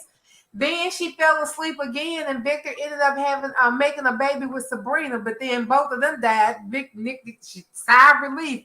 I ain't got to fight that one. But she made damn sure that Diane Jenkins didn't have Victor's baby. Mm-hmm. She went on her hands and knees and opened up that damn little vault and took them little swimmers out. She was diligent. The only other person she was going to let have Victor's baby was Ashley, and Hope was a mistake. So exactly. Abby is higher on the rung than Adam is, even though it doesn't appear that way, because they let her have her own life. She actually is at the top. She's the one who's allowed to do whatever she wants to do. She's not under Victor's thumb. Yeah, she's also the one with the most damn money because she got all of Brad damn money. Right. And she is the most independent. She has never really had to fight Victor to let her go and do what she wants the way that Nicholas has. Nick is Sophia all his life. He has had to fight all his life. And you know, Abby just walks in and out. Hey, Daddy, I need this. Can I get? Well, sure, my sweetheart, my pet. What's up for you? And she get whatever she wants because I'm telling y'all, Abby is the baby that should have been, and that's why she sits in a certain regard. Even with Nikki, Nikki does not begrudge Abby's existence the way she does Adam. She sees Adam, her whole countenance change. Oh, Adam. Exactly. Adam is like that person. Adam is like the survivor of a mass murder. Right. Like she was able to make damn sure that no other woman had Victor's child except Hope. She never could figure out a functional way to deal with Hope's ass. And Adam is the result of that. And she hates Hope was so sweet. Hope was so sweet. She didn't know how to deal with a sweet person. You know, Sabrina was giving it like she got it. But Hope was blind. How you go after a blind woman? You don't. Sis, stand down. She had to stand down from Hope. She never, like they had their little tips, but she could never get slap Hope. You just hit a blind woman? No, you didn't. She ain't never had the kind of fights with Hope that she had with Ashley over the years over some Victor. No, indeed, Victor would have never been able to. He would have never been able to tolerate it because Hope was just so sweet and defenseless 98% of the time. And so pure and so innocent and so Hope. No, Miss Reed off the pole could not deal with the Kansas farm girl. No. And that's exactly why Adam exists. But she could bully Ashley because Ashley didn't know nothing. She was just a little old naive. Ashley was more naive or as equally as naive as Tracy was when she came home from school and found herself under Victor Newman's spell. How you think this man fixing to get up and leave his wife? She pregnant too. Y'all pregnant at the same time. You really think he fixing to leave it? Girl, gone now. Stop. You for real? Yeah, we gonna be pulling your hand out the oven just like we did Tracy when she lost Tim's baby. Come on, girl. Don't be stupid like this. What is you talking about? But when Abby walks into a room, you know, Nikki growls when she sees Adam. Even to this day, they supposed to be in good terms. It just looked like her mouth just turned nasty. But Abby walks into Abby, darling. How are big ass. you? They're so happy. Hey, smile. Oh, Abby, we're so glad to see you. How's that baby? That little hodgepodge baby you put together. How's That Crimea. They love Abby. She has a higher seat than Adam does. I don't care what nobody says. Most assuredly. They don't never grimace when they see her. They don't never look like they want to spit on the ground when they talk about her. And she's the one who used to be running around town naked. Half naked, yeah. She was out here living that Kardashian lifestyle, showing people her hooter and her tutor. But none of that's held against her. So no, Adam is dead bang last. The only reason he's in third is because Abby is living a life that takes her completely out of all things Newman 95% of the time. Yeah, she don't care about them people like that.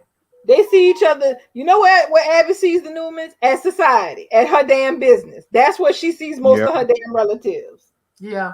Or if they come to the house between her having sessions on the couch with her husband. I'm still over here rolling that they screwing on Miss Chancellor couch. Girl, I can't even think about it because I know it must stink by now. I just be like, They don't have a housekeeper because you know they gave Esther her paper. She got her freedom, and so they don't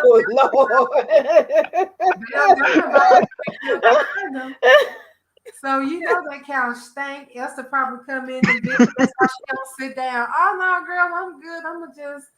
I'm gonna sit here by the fireplace because I smell the couch when I came up the driveway. Exactly. So who knows? I mean, honestly, I'm glad that they have Abby and whatever his name is, Chase or Chase, Chance, whatever the fool is. I'm glad they got them on the side because really they not doing nothing with them. So you know what? Just leave them on the side. The only scandalous story I'm waiting for is for Elena to come home from Hawaii and catch Nate and Imani in bed together. Oh, that's what I'm waiting on too. That's the only thing I'm waiting on. That's what I'm waiting on too. You know it's gonna happen, right? Y'all know I'm not crazy. Am I the only one? At least make it seem like they slept with each other. Oh, it's gonna happen. Amanda off visiting Naya at the hospital, so she ain't around to guard dog and tell and be in Imani's face. And then Nate went to Imani and asked her to somehow get Elena out of her contract. Of all people, that's who you went to. And then the girl then found out that she gonna be in Hawaii and how long. Imani to set herself a timer. She like, before that bitch get back here, I'm gonna be then screwed her man. I want it to happen. I want it to happen so bad. I want it to with happen. no condom on. Right. Y'all finally get y'all who the daddy. I want who we think we don't even know who the daddy and money ain't y'all wanted the daddy else. with Elena and not Elena when who was that Devon cheated on Elena with Amanda?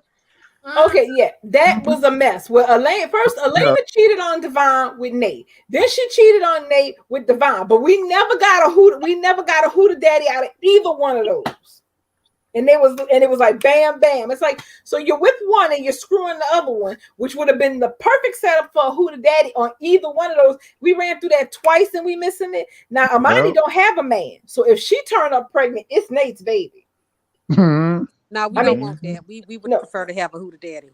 Well, but that's the thing. Amani ain't interested in nobody but Nate. And let's be real. Given who Nate daddy is, he should be acting like a dog anyway. Yeah. Who's Nate daddy? Nathan Nate Hastings. Oh, Olivia husband who screwed her over by screwing Keisha. Oh, I forgot about that. I forgot about that. HIV positive model Keisha. Yeah. Y'all know I forget Big baby. sometimes that's Nate. I forget sometimes that's Olivia's Nate because we never see Well, Olivia. let's be Kidnap. honest. Kept his son and ran away to keep Olivia from getting custody. Hastings, that one.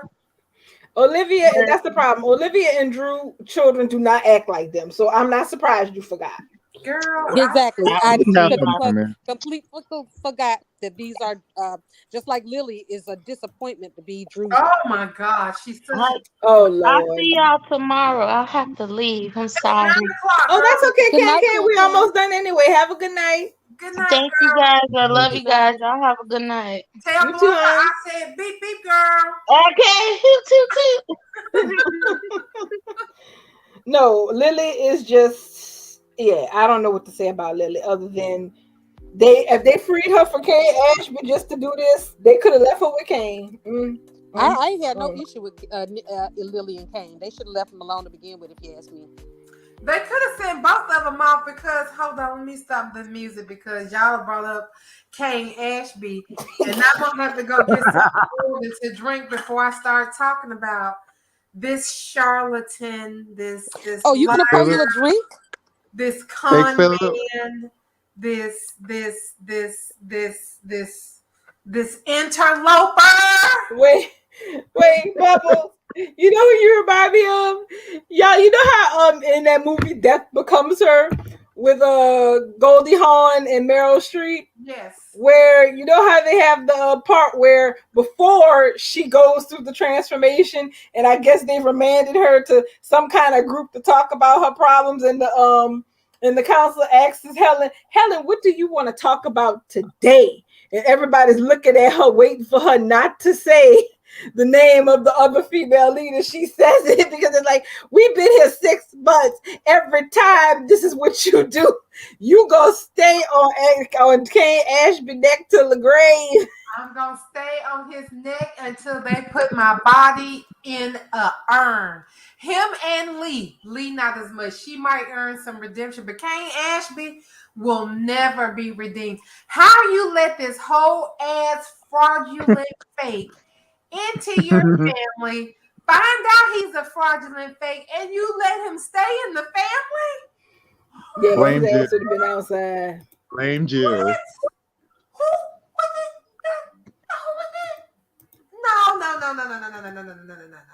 I knew when this man came to town with his damn Australian accent. They talk about, oh, but it's Philip. How the fuck that's Philip with the Australian? He done pulled a Madonna and lived down under so long that he's got a Bobby accent. I don't believe it. That is not no damn Philip Chancellor III. I don't care what you say. I don't care what kind of papers he got. I don't care. You bring Nina. Yeah, come on, Nina. Come on. You a lie. This is not the man that you was married to. You don't even know. You forgot. Like if that. And then Jill. This is the child that you pushed out of your loins and fought Catherine Chancellor over for decades. You don't know this man ain't your child? What? You just gonna accept him. Oh, now you know the truth and you gonna marry his daddy? I feel like the crazy is squeezing my brain because how did y'all accept these people into this society and just accepted them to the point where they married into the good families? Like with that, did nobody blink with this old ass Cain? Okay. Cain was supposed to be Philip the Third, right? The same Right, Philip the 'cause- Yeah. Third that came up with Cricket and Nina and Mhm. Chase and Danny and Lauren when they was teenagers, right? That Right. one, right? Mhm. Yeah. He the same age, if not older than Neil Winters. How the fuck is he marrying Lily? Like Lily is literally young enough to be the fruit of his own loins. Like Lily, Right, because I never understood that either. Because the whole premise of the story was that Catherine was supposed to have switched the babies, and so the Philip that died wasn't really Jill and Philip Chancellor Senior's son, and he was. But how does that explain him being able to be of age with Lily? I did not. That didn't make no sense. Literally, that man ought to have been in his 50s, and Lily should have been in her 30s. How in the high heaven hell did y'all put them together? Like, make it make sense, because you want him to be Philip Chancellor III. He got to be the same age as Nina. They went to school together. Nobody got held back. He's the same age as Cricket. Y'all, did we watch this man graduated from college, and we watched him work this damn job, and we watched him go to this party and get drunk and drive home drunk and smash into a tree. We watched him die in the hospital. And you want me to tell me that back in the 1980s, he got away with all of this to fake his death with no internet in the 80s? Just because he was gay. I just And then I he did not faked his death understand because it. he was gay in the 80s. Yeah. Like, what was you running from, AIDS? That's not how you do it. That's not how you escape the life-killing monster that was running rampant, coming for people. Like, I don't even understand that. Like, you would have been accepted. Jill would have accepted him. I don't get it. Like, I don't. Okay, like, so to y'all me, are it's just- completely lost and confused me. Was Philip Chancellor gay? well, Yeah. You And think gay. that was supposed to be the explanation for why the real Philip Chancellor III did not correct the fact that there was a fake Philip Chancellor in Genoa City. Supposedly he lived through the damn accident. He lived, but he was gay and he didn't want to come out or some shit. So he was fine with somebody else faking being him. It made no sense. right. Okay, I'm still lost. I am so Girl, confused. I watched So are y'all trying to tell me that we know Cain Ashby is not Philip Chancellor, but are y'all telling me that the real Philip Chancellor is still alive? Yes. Yes. Oh yeah. Cain Ashby is his Cain Ashby. Him and Cain are friends. That's friends. They are. Okay, I remember they- that. Now Yeah. I'm starting to remember that Cain was friends with Philip. Okay, so maybe I just forgot that You blocked it because it was stupid. You blocked it right, with some because bullshit. it really is, because now I think I remember, because I remember Cain saying that he was friends with Philip. Him and Philip was friends, and him and Philip still talked. So yeah, okay, all right. It completely slipped my mind that Philip was gay. Corroborated that bullshit. Philip came home and was like, "Yeah, I faked my death, and I fed this guy all of this information about the family, and I coached him so that he would know everything about everybody. I did all that." So how come Jill don't never? So do Jill ever have scenes to talk about the real Philip? They act like the real Philip don't exist no more. The only time they talk about real Philip, Nina mentioned him in passing when what's his name was supposed to be dead. Chance disappeared. When Chance disappeared, they mentioned Nina calling him, but that was it. We don't get to see him or nothing. I don't know what Tom Hanks is doing, but he ain't coming back to the show, I'm guessing. No, we never get to see him. He's off living his whole life, but everybody's at peace with him having, pulled that shit and sending an imposter to run around Genoa City to pretend to be him because he was too stressed out to tell everybody he was gay. But they can't get past Diane faking her death. No, they can't. No, but yeah, but Diane is but Nikki is hunting for Diane's head, and Phyllis is acting insane because Diane hurt so many people and she faked her death. And I'm sitting over here like, girl, you got a whole bunch of people in this town Yeah. who done been play dead. She Shut up. got away with trying to kill Paul and Christine, child. She need to And sit got her away with killing Sasha. We have to say Got alleged, away with killing Drew. but we know she. Yeah, right. Yeah, I still hold her accountable for Drew going over that cliff. I don't care what Correct. nobody She had no says. business over there. She wasn't in the shoot, was she? She came. No, she came there to mess with Sharon. That's the only Exactly. Yeah, reason she was there. arguing. I still remember that she was coming over there. Well, I forgot what had happened, but she said that she was gonna tell. I think she said she was gonna tell Jack something, and they got into this tug of war at the photo shoot, and then there goes Sharon and Drew flying over the edge of the cliff. Sharon had an affair with Brad. You know how it always Right. goes. Women, these chicks be dicking around with Brad Carlton, and the next thing you know, somebody putting puzzle pieces together. Oh, that was Brad's whole job, to just be there for women who wanted to sleep around. Yeah, he became a businessman, but he was always the consummate gigolo. Amen. You got He a was bride. he bit for it. He was married to Nikki and Victoria. Yes, he was.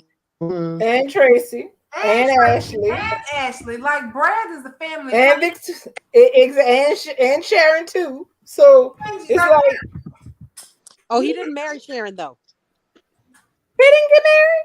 No, they didn't get married. They only No, had an they affair, didn't. and I was really wanting them to get together, but they didn't get together. Brad died before they actually really ever had a chance to be a couple. I must be misremembering then. Yeah, I that's just- what No, I might be misremembering. What you remember? No, I must be misremembering. It's just that Brad was consistently he was consistently with damn near every compatible woman on the show at one point or another. So it probably did all bleed together at this point. Girl, that's I why can't- Lisa kidnapped his ass. Lisa was like, I need to get that back in my life. Lisa was Didn't she have him locked up in a cage or something? Girl, Lisa Somebody had his ass locked up in a a cave. Yeah. I mean, in that cage up there at the ski chalet, and that's when Tracy lost her baby, and she thought that Brad had abandoned her, and she lost that baby, but he was tied up there, locked up in that damn cage. And I think Lauren was the one who found him and rescued him. And he went Probably back to was. Tracy. He went back to Tracy and told her the truth, and she was like, I mean, I know that's what had happened, but shit, it's too late now. I done moved on from you because I thought you left me, and I had this miscarriage by myself, and dude, I don't even think we can get back to where we were. So that was a sad time back then, but then I think eventually they ended up finding their way back together because they had Colleen. Mhm. Mm-hmm. And then they killed Colleen and gave her heart to Victor Newman. That Poor was that was. Colleen. I was so mad at Wrongest shit that. I ever. mean, I never saw the point in that. I never saw the point in that. To me, that was just it just didn't make sense at all. I never liked that. And so Victor Newman walking around here with a Abbott heart, and he's still got all this aggression for the Abbott. And still evil as the day he was born. Well, his aggression towards the Abbotts have kind of waned now that his granddaughter is an Abbott. You know, Kyle and Summer are the bridge between the families, and Noah and little Miss Lady, what is her name? It was Abby. Allie, they fix to be the next bridge, the next Abbott Newman bridge if they end up getting married. But yeah, somebody back before something else happened before, and somebody said Abbott's only exist to be body parts for Newmans. Another Newman Oh, got Lord. something from an Abbott. I'm trying to think. I know that when Nikki and Jack's baby didn't make it, and he was a donor child. I can't think of any more Abbotts that have paid the price for Newmans to keep living, but I thought that was funny when they said that, because it was like, yeah, they could have saved that girl, but Victor needed a heart, so. Like he couldn't have got one off the black market like every other mogul. Or really just could have just paid a doctor to put him at the front of the line, if we're being honest. All right, guys. I'm going to Exactly. say good night tonight, okay, guys? Well, Well, it's 9:13, so we should be wrapping it up. yeah, we're fixing to wrap up for real because it's 9:13 and I gotta go and get ready for tomorrow, which means getting these ribs out the freezer. Mm. What's tomorrow? Exactly. Tomorrow's Thursday, right? So okay, you just It ain't so for that's she the just wants some occasion for ribs. ribs. Well, I bought a barbecue grill, you guys, and I've never used. The last time I used a grill, I was probably 12 or 13 or something at my mama's house. My mama always ran the grill. I've never put anything on the grill. I just learned how to use a smoker this year. Well, last year when I bought my house, I bought a smoker. And for about 2 weeks, I smoked everything. So I know what you're not supposed to smoke. Don't smoke no ribeyes. Don't smoke no T-bones. You're going to have a bad time. It puts it off. Don't do that. But I smoked the pork roast the other day and it came out okay. I'm gonna try to smoke some cheese to see how that works. But I'm gonna put these ribs on the grill and I want to see if I have enough common sense to operate a charcoal grill. Okay, well, It's not even I've about got that mastered. Yeah, I just want to see if I can do it. It's a little bitty grill because I'm just one person here. So it's a little bitty grill. And I have one little rack of ribs that I'm going to see if I don't give myself, what'd you get from pigs? Trichinosis? And make sure That's a worm. That's a worm in pork. Yeah. I'll make sure I don't give myself the trichinosis trying to cook outside on the fire.